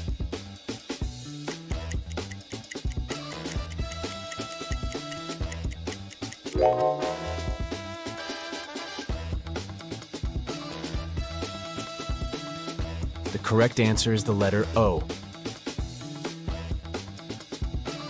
Let's say you're a math teacher, and your student tells you that removing 1 from 11 makes it 10, and removing 1 from 9 makes it 10.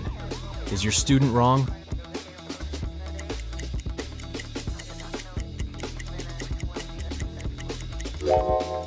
Not really. This answer is possible when you use Roman numerals. 9 equals sign 9, 10 equals sign x, 11 equals sign double twice. This way, by removing 1 from 9, you're getting 10. And by removing 1 from 11, the result is 10 again. It's a common fact that New Year occurs a week after Christmas, and therefore it falls on the same day of the week as Christmas. But this won't happen in 2050. In 2050, Christmas will occur on Sunday, while New Year will fall on Saturday. How can this be possible?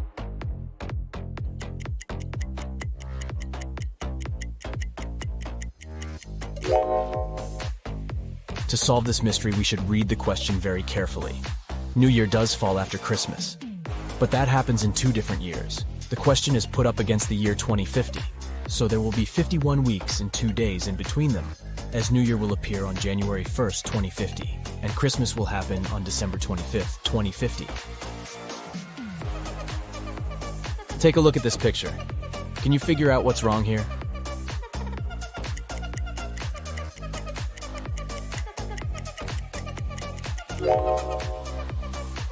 It's all about time. According to the clock, sunset can't take place at this hour. What about this image? Can you spot anything odd?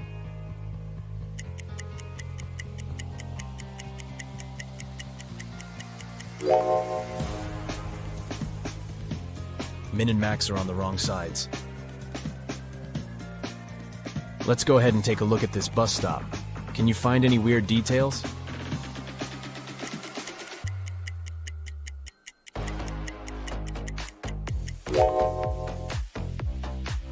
This bus